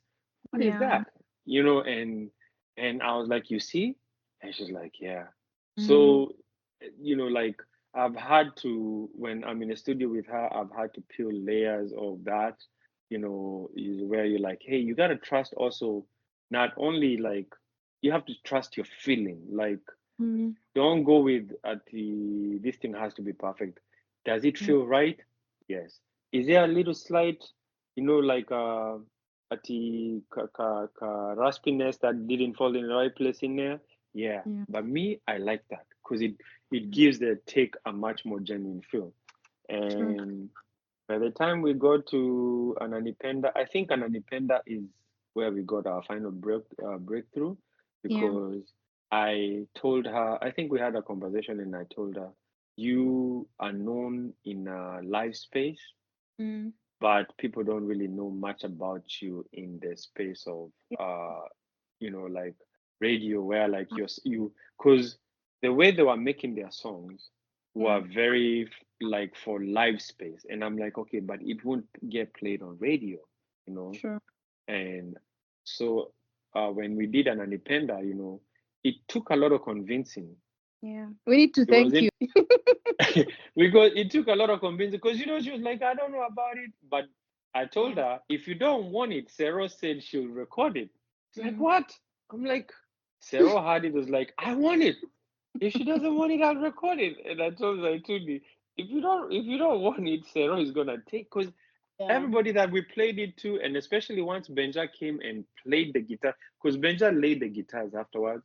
Once Yeah. Benja came and laid the guitars, you know, it took the song to a whole different, thing. Yeah. And the same day, um, Benja played the guitars for Misimu, is the same day he played the guitars for Ananipenda. And I always say those two songs are sister songs.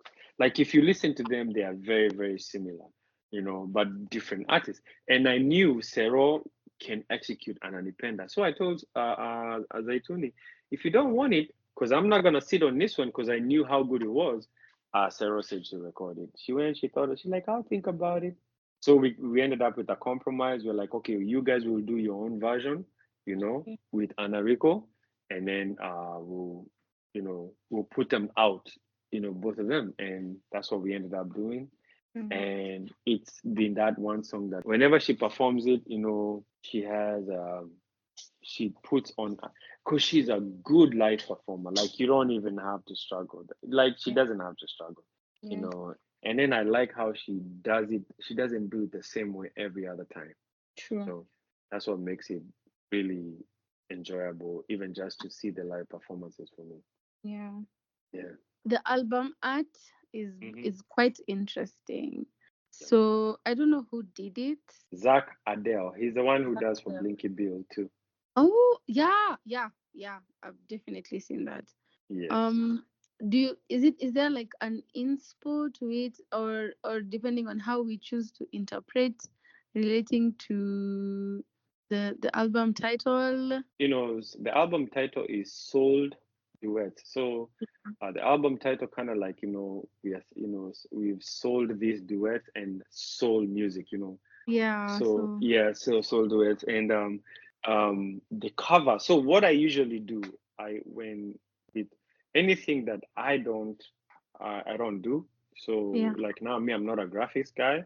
yeah. I usually send him the music and then he interprets it the way what he hears, Oh, plus the title that I give him. So I only give him the music and the title. Then everything else, it's all it's him.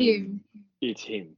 And I told him I will always I will always go with what you What he has are. created. Yes. And one thing about him, he never makes two different ideas for me. He always makes one. When And usually every idea that he makes is what we settle on. We've never gone back and like, oh, let's change it. No. So we started out, I met him when I met Provoke. mm-hmm. And the first artwork he did for me was a single for Kwame for Ythera.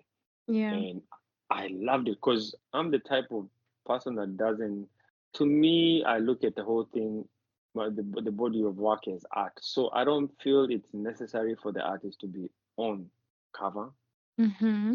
And also because I grew up seeing a lot of that back in the LPs, they were very artistic, the covers were like it was designed, Yeah. where artists were given freedom to come up with really dope concepts. I was like, we can do that in the digital age. So, and then Zach is very good at that. So Yeah.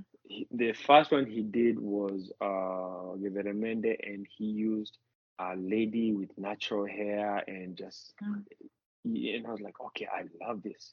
So by the next one where we wanted to use, by the next project, Malkia, I knew what I wanted to do because the EP was going to be called Malkia. I knew I'm not going to put Malkia and then put Kwame's face over there. I mean, those things don't go together.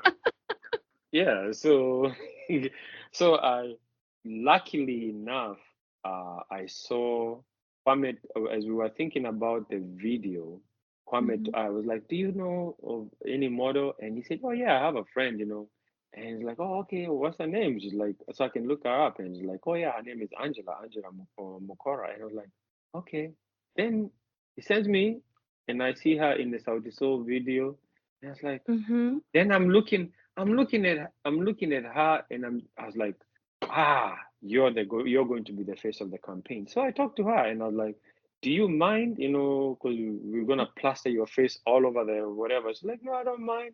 So I set up a photo shoot for her, Yeah. and there's this guy called Kiprop Beto, and he took some amazing photos of. We had two different shoots, one for Kwame and one for Angela, and Mm-hmm. he took one of like what do you call them? These ones they were frame shots, the face one. Yeah. And I looked at it, I was like, yes. But I knew I wasn't gonna use it in that raw format. So I told Zach, she is going to be the face of this whole thing. Here, do your thing. And he sent me back whatever. And I looked at it, I was like, okay, I think we have something. Yeah. Then he did the second artwork for like Gwede. He did Nipe Mapenzi, and then somebody else did Akiwewe, So Mm. I looked at all of the artwork and I was like, no man, all of this stuff is good. So I put them in a four square and then just ended up putting it out as a EP cover. But for the campaign we used Angela's face. And then from then on, I just started realizing, okay, I have to be very artistic with the cover choices that I'm making. Now, the only one that he didn't work on was the next one was Samawedo EP. We actually got this artist who passed away, and it was so sad. He drew that. We commissioned him, and he drew that album artwork, and I love it because it's like it's very traditional, but also I feel like it's it's just very, very Kwame. I don't know. yes, it is. It is. It's very, very Kwame. And then when we were doing Murasta, I went back to Zach and I was like, okay, now this project, I really wanted even to make even merchandise and everything. So I needed something distinct. So he's like, send me the music. And he sent me back what you guys see. And I was like, because when he sent it back, I was like, whoa, I got it. Now, but Ayrosh was like, okay, well, I don't get this. And I was like, yeah, you don't get it because you thought your face was gonna be on the artwork, but I like the way that he used an African mask and then he kind of like gave it like dreads sort of, and so and then you let people read into whatever they want to read into, however they want to interpret it. And so after that, we went to odds. I told him it's about an old ladies album and it's called Odd by Queens, Odds by Queens. He did that. Then BLK same way, and now Soul Duets the same way. Like I usually just send him the music, so he interpret it, and then but the one thing that I enjoy is like he always gives me art that I can put on t-shirts. That's what I always say. Like and it would look dope. Like you put on a t-shirt and it was like, okay, this is really like on a nice t-shirt, and it would like, yes, this is, and it also gives me a hint of how the 90s used to be like. It was very colorful and so that's pretty much the story behind the art. I usually don't have much with the artistic part of it. I just have a say in the approval. Wow. I think my questions are over. I'm just You sure? Or maybe should I ask and then you can kind of yes, you can wild away. So what song really did you hear and then you're like, I want to listen to more music of what Waithaka is doing? And did you know me based on my own stuff, or did you know me based on stuff that I produced for people? Wow. How did I? Okay, I think I got to know you through Edna. Okay. Because not personally, really, because we didn't even know each other. I do a lot of playlisting. Yes, she told me that. Yeah. Before I started making my playlists public, I used to follow what they're called curators, playlisters. Yes. I used to follow them like so much and look up to them. I'm like, oh my god, one day I want to do what they're doing, because at that time I didn't have confidence in my curation ability and everything. I hadn't even started the podcast because I started the podcast last year. Okay. I was still attending events and everything and still doing playlists but making them private. So I think probably, can I remember your first song that I bumped into? I don't know if I found it when I was just gallivanting on Spotify. This one with Serro from a long time ago. Is it Akia? Akia? Yeah, it's from Odds. Yeah, must be Akia, I think. Yeah. Yes, yeah, must be Akia.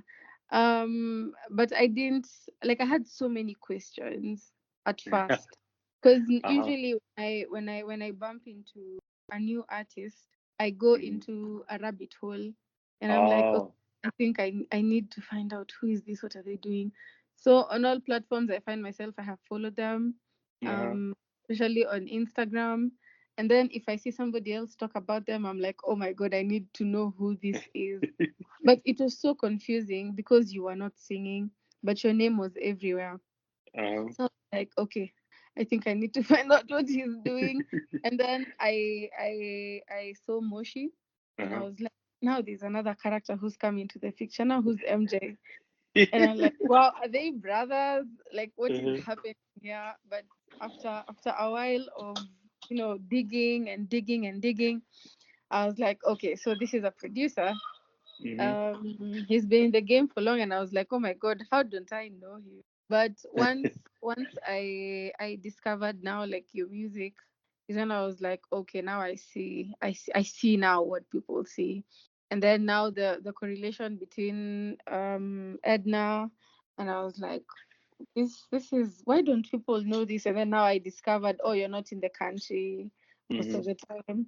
I was like, okay, that makes sense, because usually once a person is you know talked about, or once I see projects about, I have probably seen them or met them maybe at events, or seen them on other people's stories.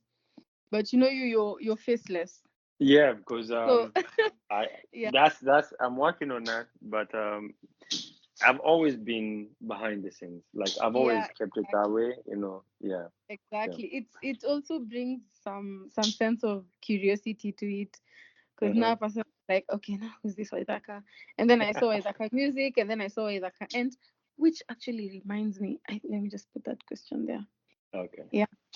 So later on is when now I got to understand the whole dynamic Yeah. of the whole concept of the music, and the collaborations you've done, and all that, some So you are history. you're what we call a newbie to Waithaka music, huh? I actually I was actually so embarrassed, like, at first, because I was It's like, oh okay, my you god, I'm know. even scared. I'm even Uh-huh. scared of telling people I didn't know who this is. But then again, me discovering you is an Uh-huh. opportunity to make people discover you. So I was just Yes. like, I shouldn't be embarrassed that I have No, recently, you as shouldn't. recent as last year, Yeah. discovered your work and everything. But I'll just Yeah. be like, yes, I have discovered him recently, but also you guys need to know who this is. So either way, it still counts. Yes, yes. And also, you know, like I'm not, yeah, I can understand why even people don't know me because I barely post, you know, any videos. Also, a lot of people are surprised when they hear, they're like, I know that song. It's like, I didn't know you had something to do with it. I was like, yeah. And that's one of the many reasons I decided to do the Waithaka, you know, as an Yeah, artist yeah, because I noticed, you know, a lot of the stuff that I'm working on, you know, is getting out there, but still, you know, the brand is not moving in the direction that I feel like it should be, you know. yeah. Because I So, feel and like you also, decided, you just woke up and you're like, you know what, I'm gonna do brand, and you're really good at the whole branding around, the whole Waithaka. Like yes, your approach to it, it's it's bold. Like, it's felt. Let me just say it. It's felt.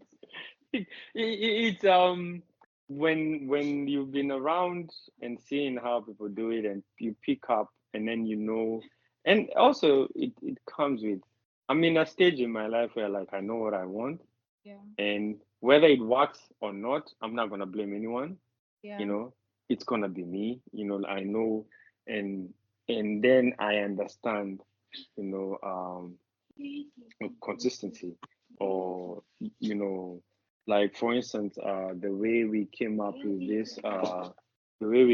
with a color scheme for actually when Zach sent me the artwork for Soul Duets, I yeah. knew what the color scheme was going to be for the promo stuff, Mm, and I just understand also like I was telling you, I'm not really good at words, but I'm a very visual person.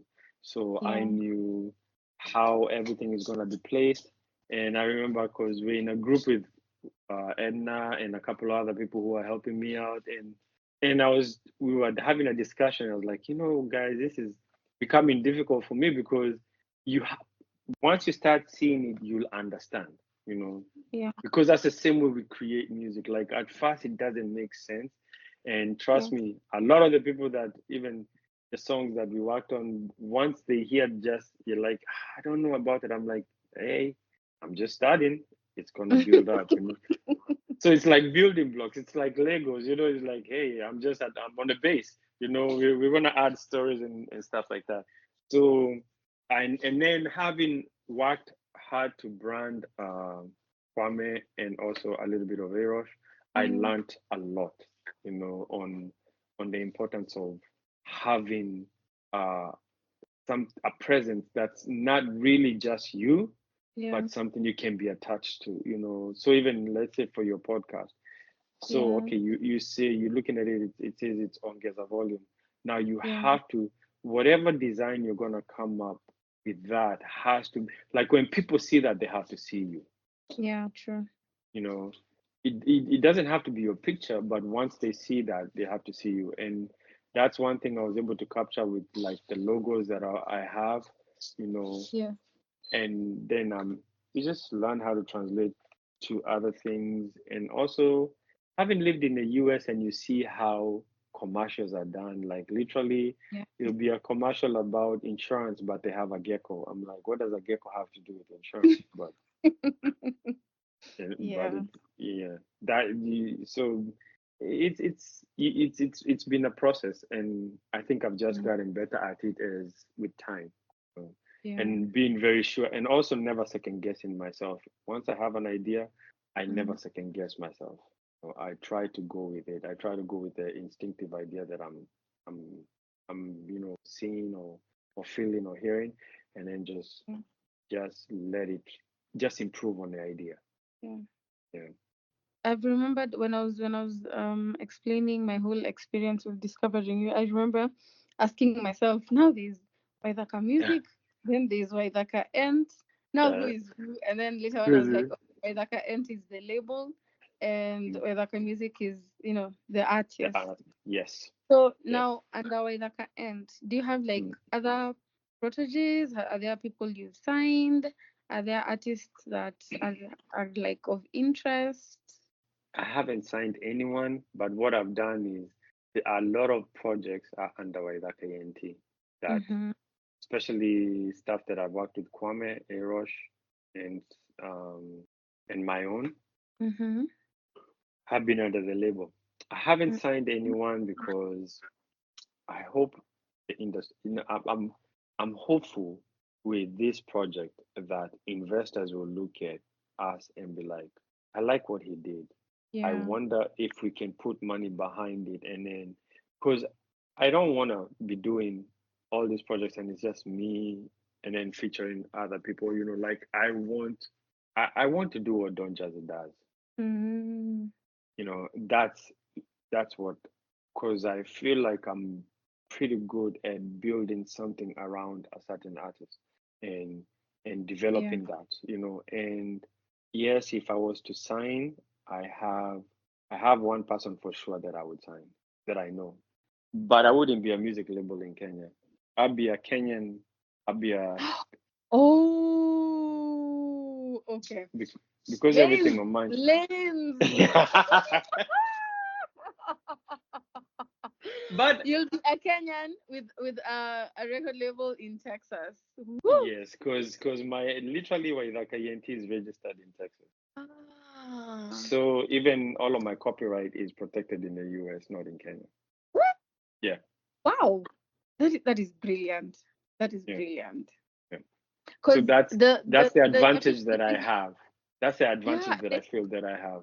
I feel like the music industry huko it's much more established with Mm-hmm. proper laws and Mm-hmm. proper, everything is just straight out defined as Yes. compared to huku where everything is just wanajaribu tu, like there's no, Like the same institution that is supposed to be protecting you is the one is that's the one that abusing is you. Yes. frustrating, yeah. Yes. Yes. Yes. So that is really brilliant of you. So I have Waithaka Ent is registered here as a label and also registered here as a publishing. I'm my own publisher. So Waithaka So Ent is also, all the rights will yeah. just go back to you. It goes back to me. So I call if like the collection that happens, you know, it comes. Yeah. I can collect. So the only part that I can collect on behalf of the artist Mhm. is the publisher side, but the artist part of it, MCS, Yeah. you have to go through MCSK. Only Yeah. MCSK is mandated to do that, and it sucks because it doesn't get to them. But Yeah. now for me, Waithaka Ent is under ASCAP as a publisher is under ASCAP, and also Waithaka Ent is registered as an LLC in Texas Mhm. as a label. Yeah. So, and then me as the owner, of it, um, I have I have an American citizenship, so that also Mm. affords me the protection of American laws, especially with Yeah. the intellectual property. So anybody that I would sign, would that's something that they will be and they would enjoy just Yeah. by like your music will be protected under because I'm No. part of what you're doing. So if part of the music is protected under American law, Yeah. I feel it's much more better for, let's say, cases where we have to there's a disagreement, and then you know based on how like the American law would protect you compared to like Yeah. how the Kenyan law would. Yeah. But yeah, That is. so I usually say even I always say I'm a Kenyan, but I'm still an outsider, and Oh. I still get treated like I'm an outsider by, and it might not be direct, but I can you feel it, Yeah. it. Huteseki Yeah. kama sisi. No, no, no, no, no, no, no, no. Sasa No, hapa mi like ndo that is nateseka. there. Like that is No, the hapa mentality. ndo nateseka because like I don't have access, especially to artists, like that. Yeah. And then they're like, oh, huko Kenya, okay, niko nafikiri nataka kuja studio yako. That's what they always say. Studio yako iko wapi, and stuff like Really? that. Yeah. They're not willing to do the whole virtual exchange. No, they are not many. No, Not many are open to that. I I don't even know whether they know. Like it takes a different kind of caliber of artist to do what we Yeah. do. And To trust. yes, yes, and also being able to execute ideas. It takes a different Yeah. caliber of artists. So a lot of them, like producers, don't get enough credit. You know? Yeah. When I tell you we walk the artist through the recording and everything, like Yeah. producers do a lot. We engineer the sessions, we like even help write the songs, we Yeah. help the structure and all of that. And once they go out there, man, nobody's even saying your name. You Yeah. know, they're I think just that's why I enjoy crediting yes, like people in the yes, background, like Akina yeah, Kabaseke yeah. and If you all the yeah, guys in the background. if you look at all of if you go, and that's the other thing that drives me crazy about Kenyan artists. I'm like, you don't put any information in the description box, and I'm like, Ooh. we don't even know if you have a link for the song. You know, Yeah. now we have to go, and me, if I have to go through all of that, I'm not gonna be bothered because it tells me you're not taking your craft seriously. You know, Yeah. because also you have to keep track of who did what. Yeah. You know? True. And I try to keep track of that so that I can give everybody their credit Yeah. because I didn't do it by myself. Even though Mm. like soul duets I produced majority of the songs, a lot of extra work was done by other people. Yeah. Yeah. Yeah. You had asked at first listen the Hmm. song that took me by, you know. Yeah. The one um that said I want to listen to this and I want to listen to more Waithaka songs. yeah. Okay, let's do from soul duets Hmm. before we go to like the others. Hmm. I would go with, okay, first, since I Surrender came out first, Hmm. I think I Surrender was like, okay, okay, I think I need to listen. Actually, the one that got my eyes on you kabisa kabisa was Echoes. Oh, okay. Echoes. Yeah, Hmm. Echoes. And then now after Echoes, I Surrender. And then now after this album came out, the one that is so intriguing to me is Soulify. I don't know why. Like, and there's nobody who has mentioned it. I was even like, when people were mentioning like the songs, because I saw somebody say I want to go to Lamu and listen to Lamu Afternoons. I'm like, yeah, Lamu Afternoons is cool, but have you listened to Soulify? And then and then I'm like, no, where is Mutoria coming in? Did he hum at the beginning? Did he play keys? No. He hummed at the beginning, and did he play keys? That's me. Oh, so just the humming.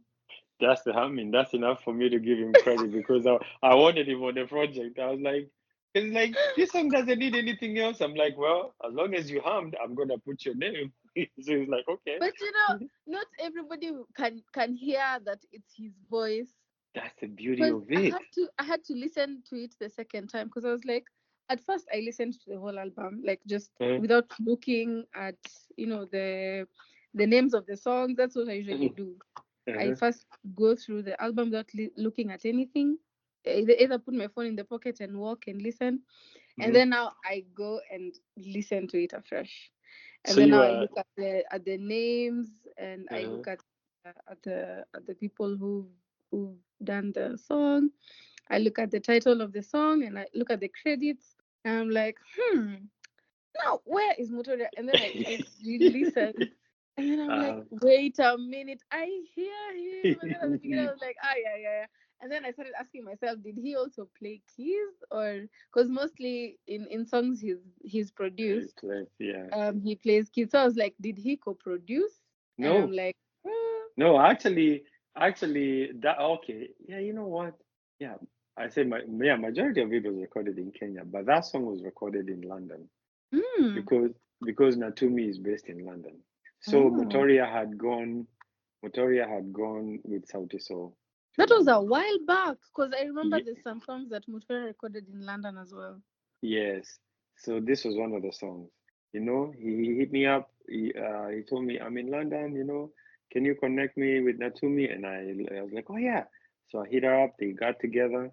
He recorded her, and then he added that, and then he sent it. He's like, I don't think this song needs anything else. And then he's like, is that you who played the keys? I'm like, yeah. He's like, okay, I don't even need to play anything. I'm like, okay, if you say so. So he sends it back, and I knew I'd already put a baseline to it. So I don't know if you know a jazz band called Ricky na Marafiki. There's a guy called Ricky Nanjero. So he was here. Go look for a band called Ricky na Marafiki. Very, very, very dope band, jazz band. So he was here, and somebody contacted me and said like, "Oh, Ricky's over there." It's like, "Ah, okay." So I went and I picked him up, and I came and I started playing for him the songs. It's like, then I have a bass in my studio. I've been saying I'm gonna learn how to play bass, but it's just been. I also wanna learn. You should. I love bass. Man, it's probably one of the best. Like it makes a song complete. And my biggest problem is like I can play good bass lines on a keyboard that it makes me lazy to practice the bass, because I can play bass lines on the keyboard where like even like I played him some of the songs. It's like, you played this on the keyboard? It's like, yeah. I was like, that sounds like somebody was playing it. It's because I really tried to emulate how a bass sounds, So he came, he's like, but I told him, I played him that one, and then I played him that one, and then I played him my boo, Yeah. And I knew I wanted to change the bass line for my boo, and he sat here and he just started experimenting with the guitar. He was hearing the guitar riff, and he's like, okay. He started playing whatever was complementary to the guitar riffs, and I was like, yes, that's it. And literally, that song, when he finished playing the bass, I'm like, you have given this song life, because he made it like just sound complete. And then he's the one who also played the bass line on Soulify. That one, he just literally followed what I was doing, and because I knew I needed an intro. So I even have another version where like there's music behind it because I wanted to use Wangeshi on the interlude. Mm. I wanted to use Wangeshi on the interlude because when we did Do Not Consume If Seal Is Broken, there's an interlude that we did for her album together, that it came out really nice. So I was like, oh man, let's see if we could do that. But we never got to it. And but it just like the intro solidified, just felt complete. And then me and Natumi kind of like do that, where like she'll have poetry, spoken word stuff, and then I just put music behind it. So if you go back to BLK, the interlude for the album is Take Me Back. It's by her, and you catch the similarities between that one and what we did on this one. Yeah, but this one, yes, and just the way her words are very powerful. Her words are, and her delivery, and just the subtle humming of Motoria. That just for the intro you're like, okay, yeah. And I knew people were gonna be like, "Where's Motoria in this whole project?" And that's the joy of it. Because I want you guys to think. Yeah, I want you to listen. Intensively. Like, I want you to listen, Kabisa. Yeah. Yeah, and when you try as much to listen, you find yourself also paying much more Yes. attention to the words that Natumi is saying. Yes. So let's just say the song is doing what it's supposed to do. Oh, wonderful, wonderful, wonderful. I will let her know. I'll let her know, because we also working on other stuff with her, like for spoken word. She's very good. She's very talented, and Yeah. we just that's why I was saying there's so much stuff that I'm probably, like I'm like maybe am I overbooked or whatever, but to me music is not a job. To me it's something that I enjoy doing. And I always say, even if I wasn't producing for the masses, I would be creating music for myself. So like I usually make tracks because when we started out, we didn't have we didn't have USBs and Bluetooth. We would I would make tracks and then I'll burn them on a CD and then I would just play the tracks, the beats in the car and I would just listen over and over to my own music, you know. Yeah. Let me give credit to a lot of the rollout for what we're doing was MJ give us game with Moshi. Like the rollout for Moshi was literally his idea. The way he did it, the way we delivered it, and we just took almost like 99% of that and just customized it to Soul Duet. And then the other once he did the rollout for Moshi and I saw the way it was, everything made sense. I was like, now I think I know what I want to do for Soul Duet. But now you see us, we on the other side. Now you are on the consumer side. Like when you look at that and then you look at what everybody else is doing. Because I'm like, oh, you need to do videos and all that. I'm like, no, I don't need to do all of that. I think I just need to create a visual representation of the body of work and let people. And I knew with a powerful color scheme, we will get the attention of everyone because once we drop the track list, people are like, oh, I see why you are using these colors for the event promo, Yeah. Kama umefika huku mwisho, I really appreciate you for being a true fan of the music and of Ongeza Volume. I don't take it for granted. We don't take it for granted. So I won't say much. Juu najua already I've given you so much to process. So I'm just gonna mention that during this difficult time in the country, as we continue to fight for the things that we constitutionally deserve, it can be a bit heavy. It can weigh on you a bit too much. So there are playlists out there, Kenyan music playlists, curated by Kenyan Pick, that is Tessie, and curated by Hunja Wangoi on Spotify. So you guys should go check them out. I'll put the link in the description. We also have a playlist, but it's more of I've talked about it before, it's a good morning playlist. It's also a bit calming. So I'm going to also put the link in the description. But the artist and the project that has stood out during this time is Billy Black, because his projects have proven to go beyond time. His songwriting has transcended the periods even when they were written. So I would recommend you can listen to Billy Black's music. It's immensely calming because that's what I've been listening to. And thank you so much for reaching this far and for listening to Ongeza Volume and interacting with us. You can find us on all social media platforms, on TikTok, on Instagram, on Twitter, everywhere, YouTube. Interact with us on Instagram. We usually highlight the events we will be attending every week, and on every Friday we highlight every new music that has been released. If you have new music, feel free to share. If you know new music that has been released that we haven't highlighted, always feel free to share. We would love to sample it. We also have a playlist out there for the new Kenyan releases. I'll also put the link in the description for you guys to check it out. Thank you so much. I have been your host, Abigail Diana. Toodles.